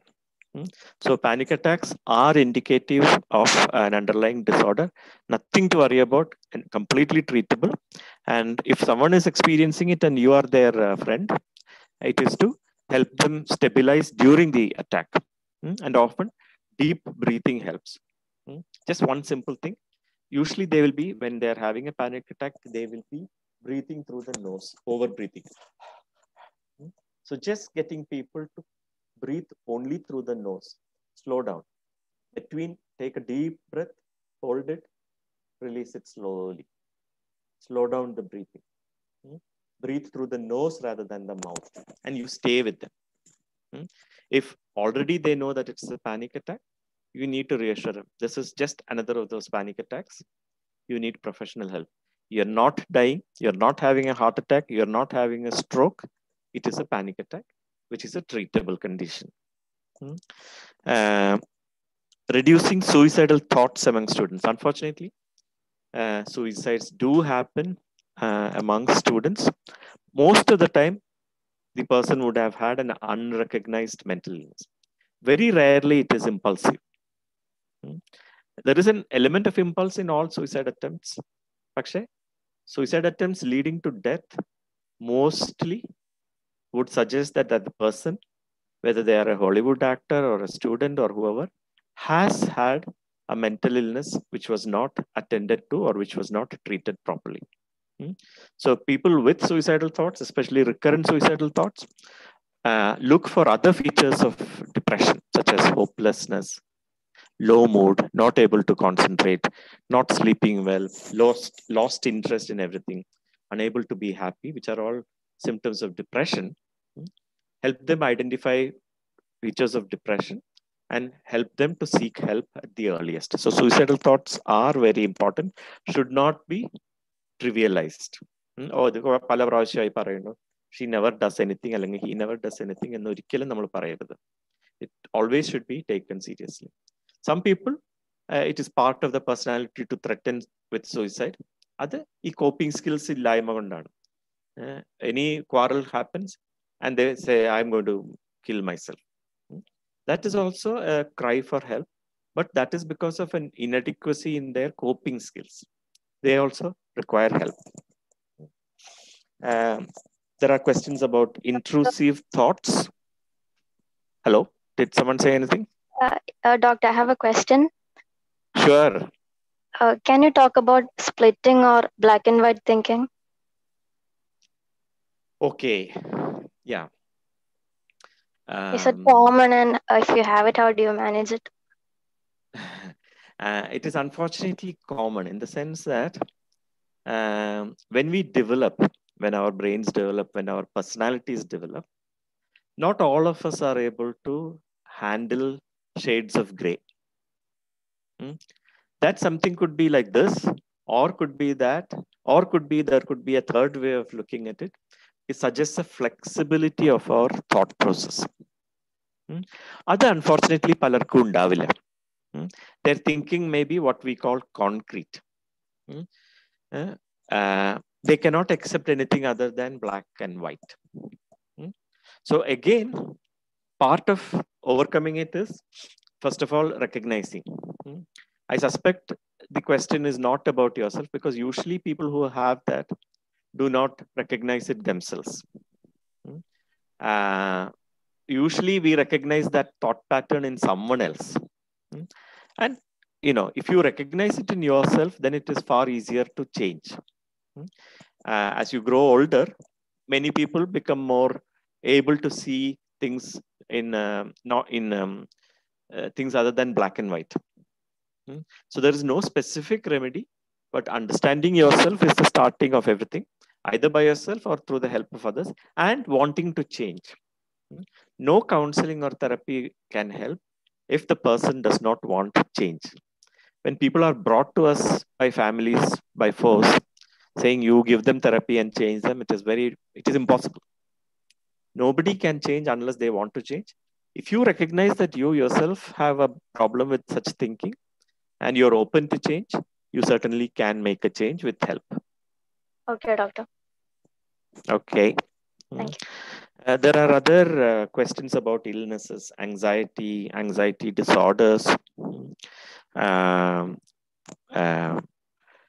social anxiety, depression, need for professional help. Someone has said always sad, never happy. Are there genetic factors? Yes, as I already said. If somebody has said family history of suicide is there. Family history of suicide, unfortunately, is an indication that somebody had unmet psychiatric needs and it ended in the worst possible way, which is suicide. So other people in the family are at higher risk. That does not necessarily mean that you will become depressed or you will commit suicide, but it should help you. That family history should in a positive way help you in identifying early features of depression or other mental disorders in yourself or others. Someone has written about always being sad and never happy. There the question is that part of your personality or is it an illness? If it is an illness, then of course there is very good treatment. But if you have been always like that, then it may be that it has become part of your personality. But like the previous answer, if you want to change, there are ways of changing thinking. I did a session in the morning with another group, and somebody asked me, can you change the way you think? Yes. The whole field of cognitive behavior therapies, which some of you may have heard, is based on that one thing. We can train ourselves to change the way we think. And therefore, anything that bothers us and we want to change, with help, we can change. Yeah, anger management, somebody has written. Anxiety management, somebody has written. Depression and bipolar disorder, someone has written. Someone has written about feeling sad for a few days at a time, then recovering, and then again going into such phases. Again, it could be a mild form of a depression, what we call a recurrent depressive disorder, or it could be just a part of your personality. And the differentiating feature is, does it affect your function significantly? Usually, we consider it as a disorder only if you have felt significant depression for at least 2 weeks. But there are other ways of ways depression present, like you said, about 4 or 5 days at a time, which may be something which you might require help with. So unlike the first set of questions, most of the time in this set of questions, what I'm suggesting is that you may need professional help. Again, crucial factor is how severe is the problem? How is it affecting your life? Negative thoughts, intrusive thoughts. Intrusive thoughts is an interesting one. I'm not quite sure what you meant, but the commonest condition where people have intrusive thoughts is the condition called obsessive compulsive disorder, or OCD. This is a condition which is very troubling, where in spite of not wanting to think about certain things, and those things may be quite silly, people are forced to think repetitive thoughts, and those are what we call obsessions. That may be followed by rituals also. Such people often take a long time to wash or take a bath or clean their hands. They are obsessed with the thought that their hands are dirty, so they keep on cleaning. That you cannot get rid of that thought. I don't know if it was meant in that sense, or that your attention wanders and you think thoughts when you should be actually studying or whatever. That's a problem with attention, whereas the other one is an obsession or an obsessive compulsive disorder. Again, only knowing you more can you be helped with that. Someone has written about negative thoughts. Again, we all have routinely negative thoughts, but it becomes a problem when it is persistent, when it is severe, and when it starts affecting us. We lose confidence, we feel helpless, we feel hopeless, we lose our sense of self-worth. Adellam undengil, negative thoughts are usually a feature of depression. But if it is just occasional negative thoughts, all of us may be having it. It depends on the degree and severity and whether it affects our life. Overcoming depression, again, if it is a clinical depression in the sense that I have talked about, you require professional help. അതിന് മാത്രമേ നമ്മൾ depression എന്ന് പറയാവൂ. നമ്മുടെ ജീവിതത്തിലുള്ള താൽക്കാലികമായിട്ടുള്ള ഡിസപ്പോയിൻമെന്റ്സിനെ we should not confuse with clinical depression. We should not use the word depression for it. Real life depression is a serious health issue, but the good news is that there is good treatment. Anxiety disorders, people have mentioned. These are a group of conditions where anxiety is the predominant thing. Obsessive compulsive disorder is a kind of anxiety disorder. We have also already talked about panic disorder. There is something called generalized anxiety disorder. There are things called phobias. The social anxiety disorder or social phobia is an example. So these are all eminently treatable conditions. Anxiety not related to COVID.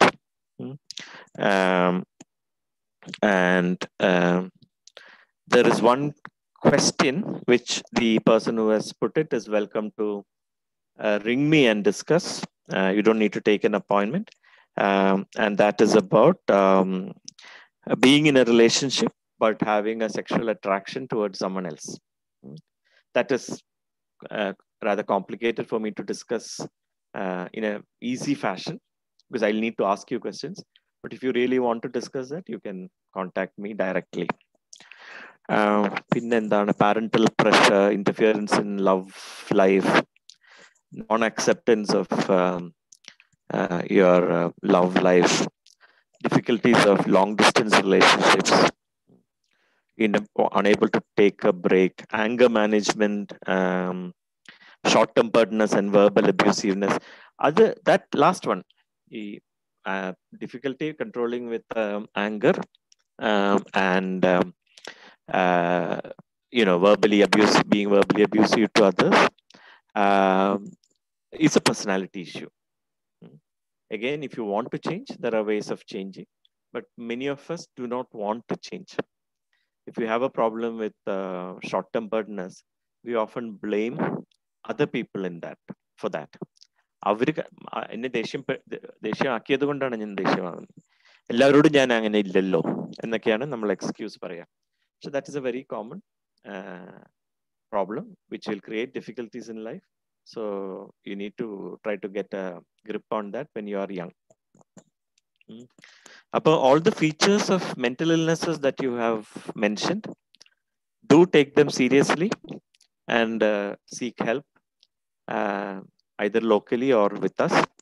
Rest of many of the issues that you have raised are kind of more understandable issues. Again, depending on the extent that they are troubling you, you need to seek help. A lot of things can be, you can help yourself by looking at the situation and making changes in yourself and in your life situation. Thank you, Doctor, for giving us a new perspective. Doctor, നമുക്ക് എനിക്ക് privately കുറേ questions വന്നിട്ടുണ്ട്. Okay. അപ്പോൾ ഒരെണ്ണം ഞാൻ വായിക്കാം. What are those things we should never say to a person who is depressed? A very good question. Thank you for asking that. And Doctor, can I add to that question? Yeah, sure. Doctor, like, how do we understand if someone is depressed or it's just sad? Like, where is the line crossed, and what is a demeanor you take towards someone who is depressed, and what to say and what not to say? Yeah. So the answer to the first question is what I've been saying all along, that something becomes a symptom of an illness if it persists for a long time, if it is severe, and crucially, if it affects functioning. Okay. So transient unhappiness or sadness is common. But if someone was not like that, which means they were normal and then this happened, so there is a clear onset, it is significantly affecting their life, they are low in mood most of the time, most of the day, and it's getting worse and it's affecting their life, that is when we take it seriously. And our response should always be, as I said, validating first. Never minimize that. Never use stock sentences which we tend to use, such as saying, oh, idonnum saarilla akka seriyavum. അല്ലെങ്കിൽ don't worry. എന്തിനാ ഇങ്ങനെ tension അടിക്കുന്നത്? ഇതൊരു choice അല്ല. People don't choose to be tense or depressed. But such questions, you may mean it in a good sense. You may mean it to be reassuring, but that doesn't help. Listening. Of course, you have to have compassion. You must have the ability to,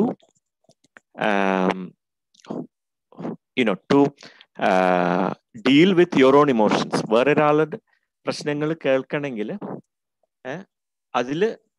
അതിന് നമുക്ക് ഒന്ന് compassion വേണം, രണ്ട് നമ്മൾ അതിലും കൂടുതൽ tension നമുക്ക് വരികയാണെങ്കിൽ കാര്യമില്ല.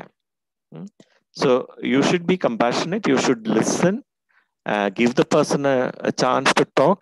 Do not give advice. Listen, ask questions, understand the problem more. And if it is something which is beyond your capacity to help, tell them that you understand the problem. I think you require more help than I can give, but I will be with you. Through this phase of your life, I am there with you, come what may. So support, validation, listening, and not giving meaningless advice. Those are the things that I would say that you should do as part of the psychological first aid. Doctor, I have a follow-up question on that. Sure. Sometimes we have these friends or people we know who are kind of pessimistic all the time, and അവരിങ്ങനെ എപ്പോഴും ഇങ്ങനെ പറഞ്ഞുകൊണ്ടിരിക്കും എനിക്ക് ഇതാവണില്ല അതാവണില്ല, and in a way അവരോട് ഇങ്ങനെ സംസാരിച്ചിട്ട് it starts to influence you also as a person. How do we prevent that? Like, how do you make sure that their pessimism doesn't affect you and your self-confidence, and you stop believing in yourself also as a process? Absolutely.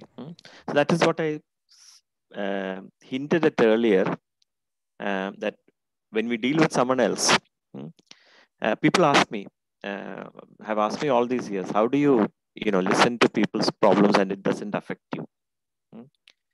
Or rather, I don't go under with problems. And that is where we have effective formats for understanding.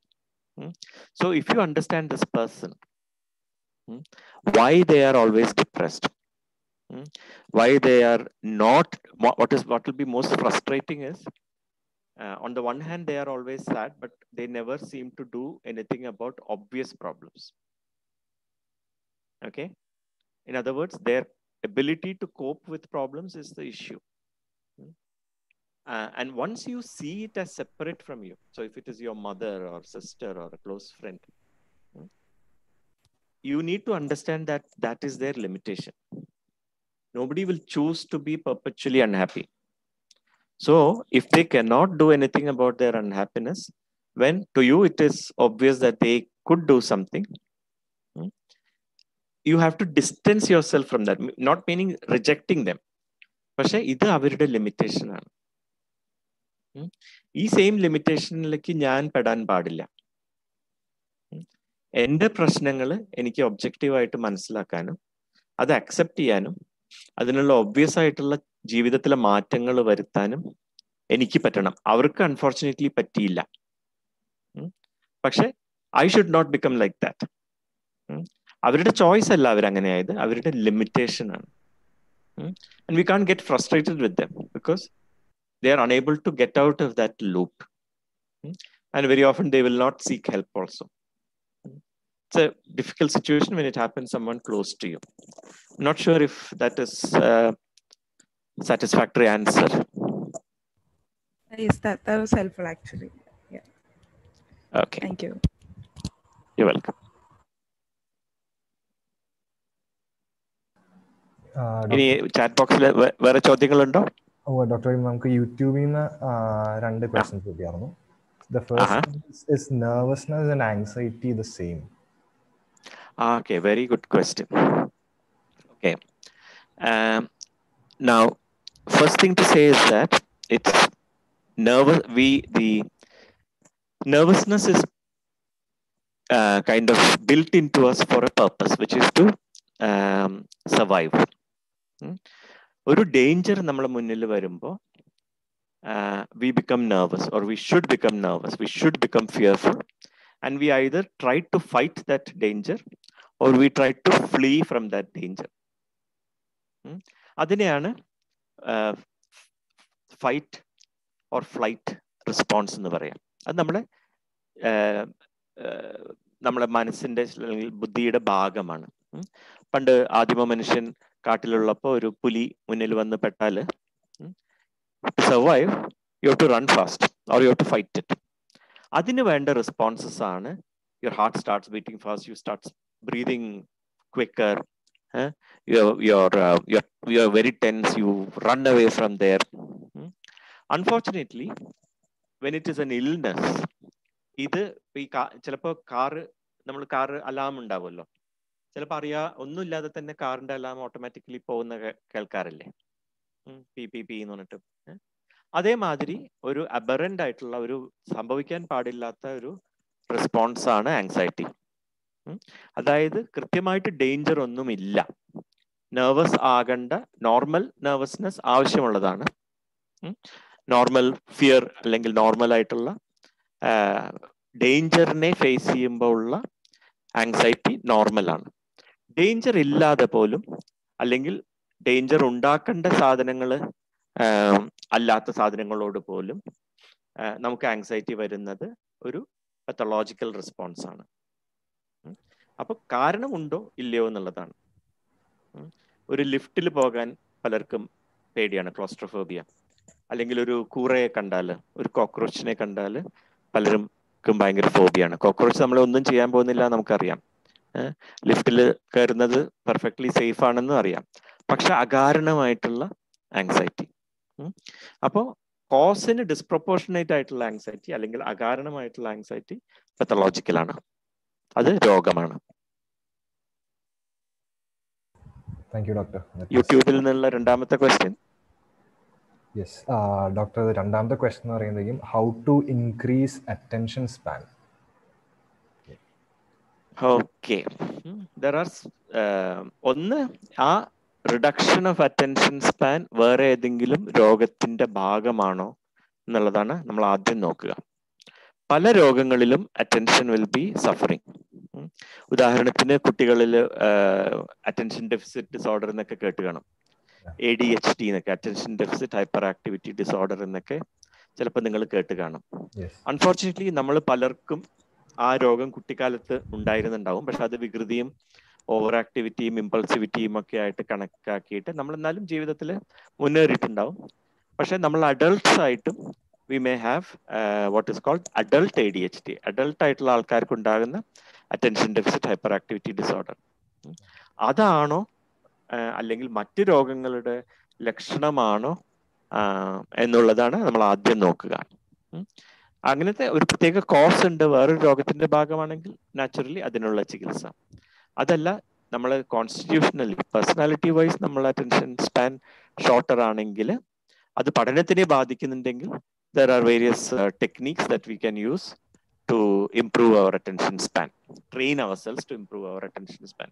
അപ്പൊ അങ്ങനത്തെ ഒരു general reply ആണ് ഇപ്പൊ എനിക്ക് തരാൻ പറ്റുള്ളൂ. Yes, doctor. That's good understanding. Thank you, doctor. Doctor, there's a concerned parent asking me this. How to avoid mobile addiction, പിന്നെ video gaming അങ്ങനെയൊക്കെ. It's again a problem of our times.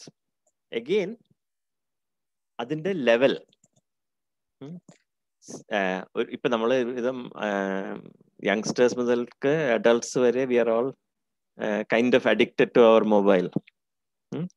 ആ ലെവലിലാണോ ഉദ്ദേശിക്കുന്നത്, അതോ as a real addiction whereby it is harming their lives, not just by the time that they spend on it, but by what they do while they are on internet. അപ്പൊ അതിന്റെ നേരത്തെ പറഞ്ഞ മാതിരി severity, frequency, how much is it affecting people's lifes, അങ്ങനെ real സെൻസിലുള്ള addiction ആണോ, അതോ നമ്മളെല്ലാവരും ഉള്ള മാതിരി ഒരു ഓവർ ഡിപ്പെൻഡൻസ് ഓൺ വാട്സപ്പ് ആണോ, എന്താണോ ഉദ്ദേശിക്കുന്നത് എന്നുള്ളത് അറിയണം. വളരെ കുറച്ചു പേർക്കാണ് ഈ നേരത്തെ പറഞ്ഞ സീരിയസ് അർത്ഥത്തിലുള്ള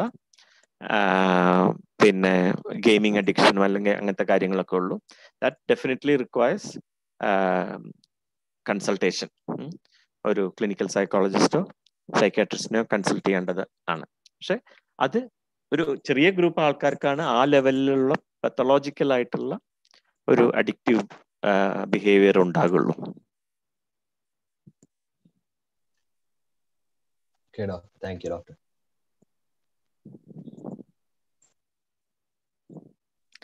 ചോദ്യങ്ങൾ സബ്മിറ്റ് ചെയ്ത ആർക്കെങ്കിലും ഏതെങ്കിലും അൺആൻസേർഡ് ചോദ്യം ചോദിക്കണമെന്നുണ്ടോ?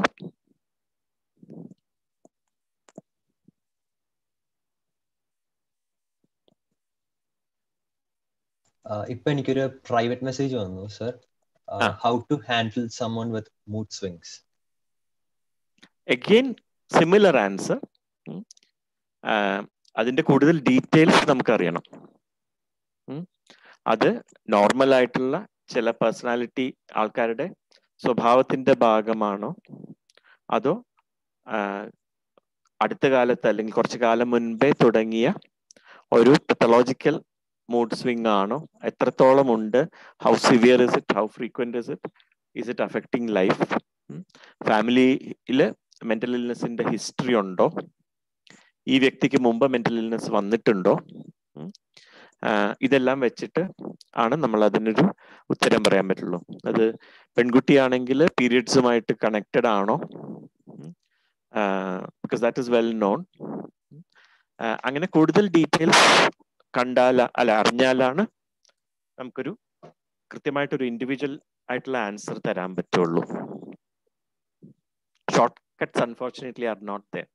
All I can do is to sensitize you to these issues and encourage you to read about it, talk about it and seek help when you need to seek help. അതിലൊരു മടിയോ ഒന്നും പാടില്ല. Thank you, doctor. Thank you. Doctor, like as someone who practices cognitive behavioral therapy, I've heard that CBT, cognitive behavioral therapy, ഒരുമാതിരിപ്പെട്ട autism അങ്ങനെയുള്ളത് ഒഴിച്ച് ബാക്കി എല്ലാത്തിനും helpful ആവുമെന്ന് കേട്ടിട്ടുണ്ട്. Is that true? And if someone really suffering in our audience is struggling with something, ഈ cognitive behavioral therapy help ചെയ്യും അവരെ? ഞങ്ങളൊക്കെ വിശ്വസിക്കുന്നത് that any intervention has to be matched with the problem. Okay.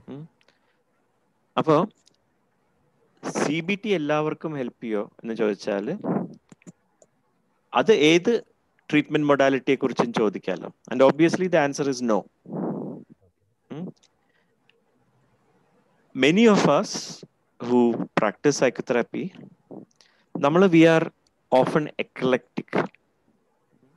നമ്മൾ ഒരു വ്യക്തിയുടെ തന്നെ ഒരു പ്രശ്നത്തിന്റെ പല ആസ്പെക്ട്സിന്, ചിലതിന് കോഗ്നിറ്റീവ് ബിഹേവിയറൽ ടെക്നിക്സ് ഉപയോഗിക്കും, ചിലതിന് സൈക്കോ ഡൈനാമിക് ഒരു മനസ്സിലാക്കലായിരിക്കും നമ്മൾ ഉപയോഗിക്കുക. അപ്പോൾ റിയൽ ലൈഫിൽ clinicians, good clinicians I believe are often eclectic. അപ്പൊ നമ്മൾ തെറപ്പി വെച്ചിട്ടല്ല സ്റ്റാർട്ട് ചെയ്യുന്നത്, ഈ വ്യക്തിയെ മനസ്സിലാക്കൽ വെച്ചിട്ടാണ്. നമ്മൾ ഡീപ്പായിട്ട് മനസ്സിലാക്കിയാൽ, ശരിയായിട്ട് അസസ് ചെയ്ത് ശരിയായിട്ട് മനസ്സിലാക്കിയാൽ, നമ്മൾ അവരുടെ ഓരോ പ്രശ്നത്തിനും മാച്ച് ചെയ്യുന്ന ഓരോ സൊല്യൂഷൻസ് എല്ലാം കൂടി ഒരുമിച്ച് പ്രൊവൈഡ് ചെയ്യാനാണ് ശ്രമിക്കുക. നമ്മൾ ഒരു തെറപ്പി മാത്രം പഠിച്ചാൽ വിൽ ബി ഹാൻഡിക്യാപ്ഡ്. അപ്പൊ നമ്മൾ ഈ പറഞ്ഞ മാതിരി ആ പ്രശ്നങ്ങളെല്ലാം നമ്മുടെ ഈ തെറാപ്പിയിലേക്ക് ഫിറ്റ് ചെയ്യാൻ പറ്റുമോ എന്നാണ് നമ്മൾ നോക്കുക. മറിച്ചാണ് വേണ്ടത്, പ്രശ്നങ്ങൾക്ക് തെറപ്പി ഫിറ്റ് ആവുകയാണ് വേണ്ടത്. നമ്മൾ തീരുമാനിച്ച ഒരു തെറാപ്യൂട്ടിക് അപ്രോച്ചിൽ എല്ലാവരുടെയും പ്രശ്നങ്ങൾ ഫിറ്റ് ചെയ്യോ എന്ന് നമ്മൾ ആലോചിക്കരുത്. Thank you, Doctor. Doctor, I think I got a personal message. I think it's relevant. When I'm out, ചോദിച്ചേക്കുന്ന question ആണ്. When I'm outside, I'm having clouded thoughts. I'm having trouble hearing shopkeepers and lack of attention that I end up not paying attention to roads and people are frequently annoyed. Is there any illness associated with it? It sounds like anxiety is the problem. Okay. Because the question started off saying when I am outside. Yeah. So it could be what is known as a social anxiety disorder or social phobia. But it is very clearly an anxiety problem. Okay. And again, if it is affecting your life, you should do something about it. Like ഇതിനു മുമ്പെല്ലാം എല്ലാ റിപ്ലൈയിലും പറഞ്ഞ മാതിരി, how often does it happen? How much does it inconvenience you? How often does it happen? Does it happen only in social situations? അതെല്ലാം വെച്ചിട്ടായിരിക്കും നമ്മൾ അതിനൊരു സൊല്യൂഷനായിട്ട് പറയാം. നേരത്തെ ബിജുവിനോട് പറഞ്ഞ മാതിരി ഒരു വ്യക്തിയെ പൂർണ്ണമായിട്ടും ഇൻ ടോട്ടാലിറ്റി മനസ്സിലായാലാണ് നമുക്ക് റെമഡീസ് സജസ്റ്റ് ചെയ്യാൻ പറ്റുള്ളൂ. But it sounds like an anxiety problem which just ഇത്രയും ഈ മിനിമം ഇൻഫർമേഷൻ നിന്ന് I would say probably requires help. That was helpful, Doctor. Doctor, എനിക്കിപ്പോൾ ഒരു question വന്നു. What if suddenly a person starts experiencing uncontrollable anger and rage issues? Okay. That is definitely usually a personality problem. Most likely I'm taking a risk here and guessing that most likely ചോദിച്ച ആള് ഒരു പുരുഷനാവാനാണ് കൂടുതൽ സാധ്യത. I don't know if I'm right. It is a part of personality which has been shaped by our family and culture, that we have been allowed to have such anger outbursts by people around us. It becomes part of us. Again, it is a good thing that if you recognize it as a problem, then as I said earlier, there are ways of learning how to control anger. Anger management techniques are there. You can just Google anger management and you will see hundreds, thousands of resources for that. Some of it might help you. Otherwise, a counselor or a psychotherapist is required. It's a peculiar male problem usually. Thank you, Doctor.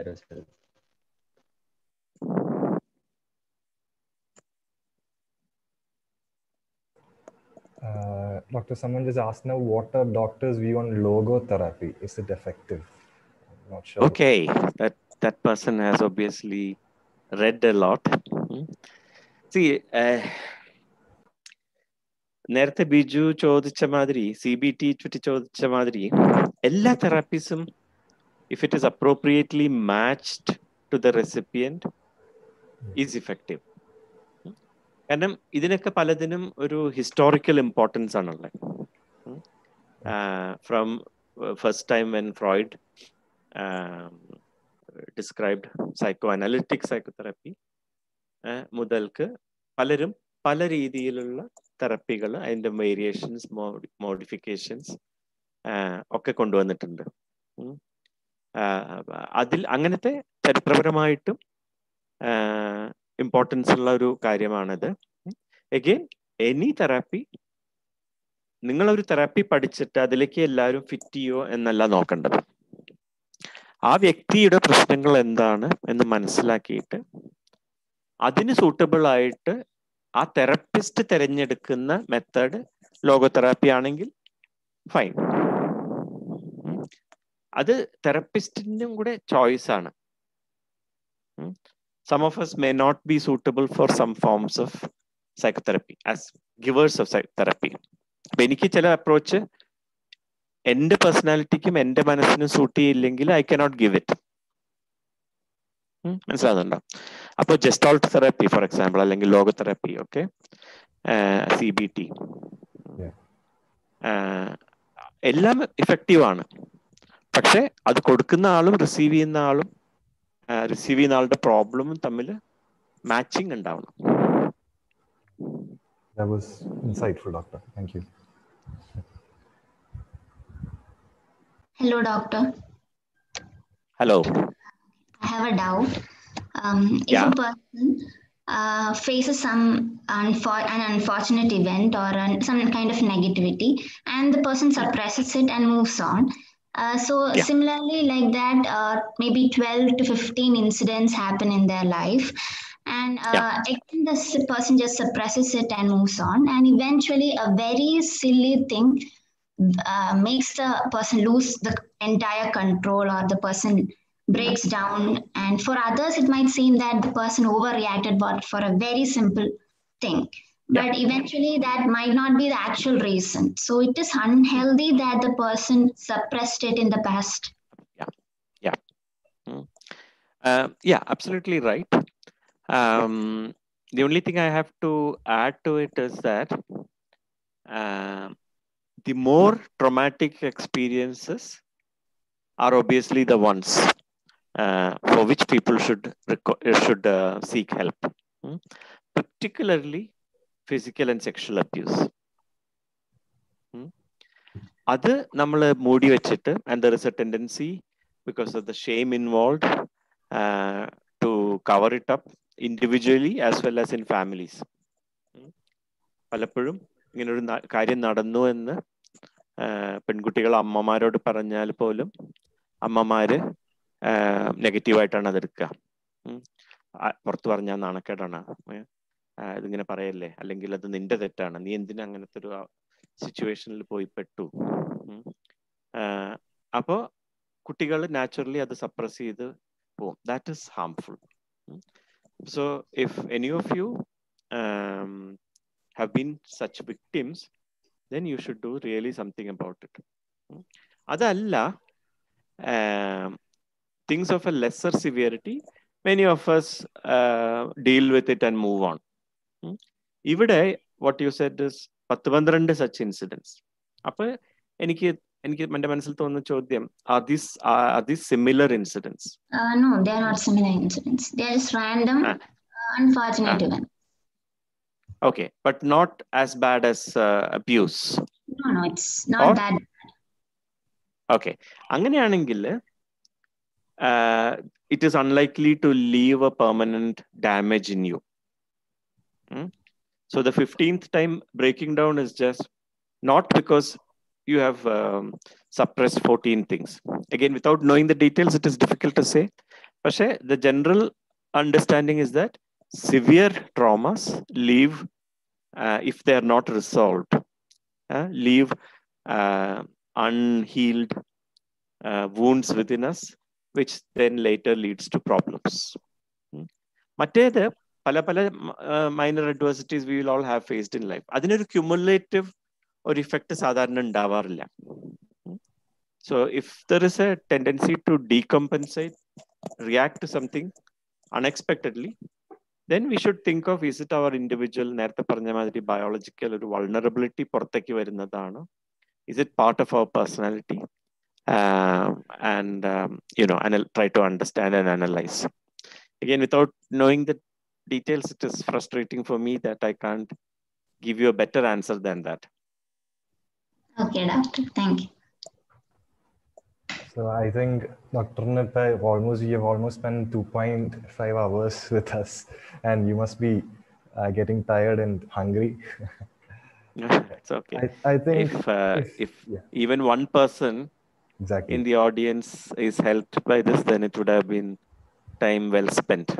Definitely, very noble of you. Yeah, and let me remind people that if you are interested in learning more, do join our introductory course.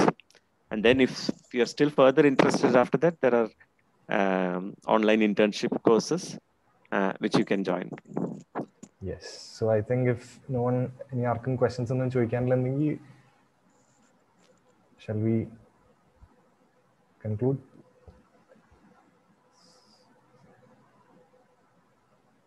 Yep. So I'll just say something, and in that time, if anyone wants to ask a question, you can ask.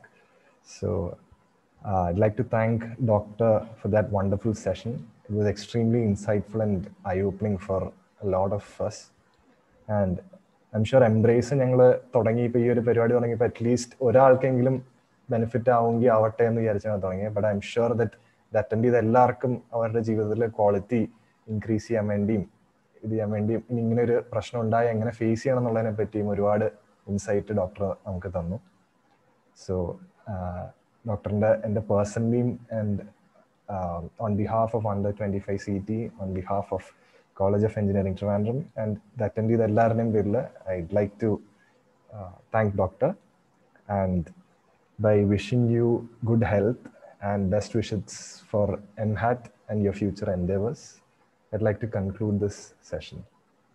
Yeah, and Phil, I think you are already a member of the group called Friends of MHAT. Yes, Doctor. I am. So all those of you who are interested in our work and want to keep in touch with the activities of MHAT, do join Friends of MHAT. Phil can guide you. Yes, and we are soon starting a week-long series of activities, culminating on the 9th of October, which is 10th is the World Mental Health Day. So do tune in to our webinars if you are interested in this area.